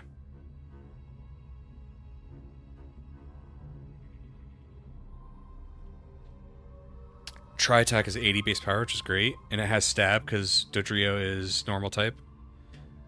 Deals damage and has 20% chance of paralyzing, burning, or freezing the target. 6.667 chance of each status condition. Okay, so for a total of 6, well, 18. So about... Well, yeah, so almost 20% to do one of these. That's very good. Tri-Attack rules, man.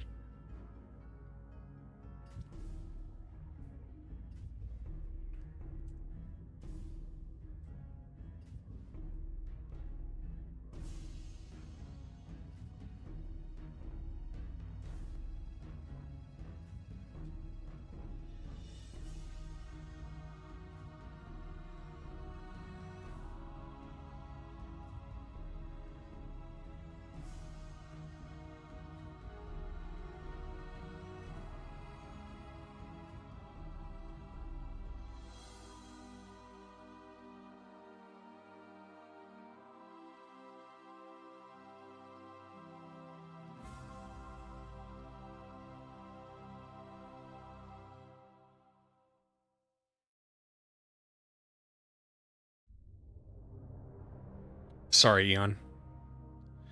I know I've been all over the place with the streams.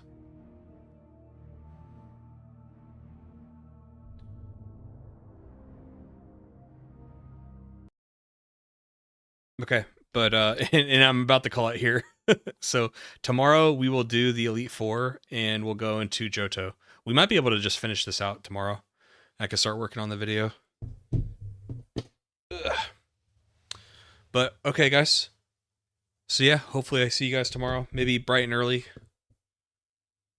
I normally get Discord notification about them. I didn't want to at people twice in one day, so I didn't do the at thing. So might be on me.